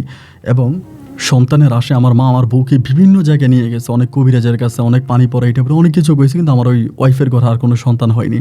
এটা আরেকটা বিষয় আমার কাছে অনেকটা ডাউট লাগেছে, ওর বাবা মানে শিপ্রার বাবা শিপ্রা যদি ইন্ডিয়াতে না যাইতো, বা ওর বাবা কোনোদিন ওর কোনো খবর নিতে আসে নাই বাংলাদেশে, বা আমাদেরকেও জিজ্ঞেস করে নাই। এখন মানে কি বলবো, কি মানে বুঝতে পারি না, আল্লাহই ভালো জানে। তবে আমার মায়ের কথা যদি সত্য হয়ে থাকে, তাহলে সত্যি কোরআন অবমাননার কারণে আমার বউকে কিন্তু আল্লাহ কুকুর বানিয়ে দিয়েছে। আপন ভাই, যদি আপনি মনে করেন আমার গল্পটা রেকর্ড করতে পারেন, আমি আপনাকে আমার গল্পটা রেকর্ড করার অনুমতি দিলাম, এবং আমার গোটা ঠিকানা আমি আপনাকে লিখে পাঠাইলাম। ভালো থাকবেন। আসসালামু আলাইকুম।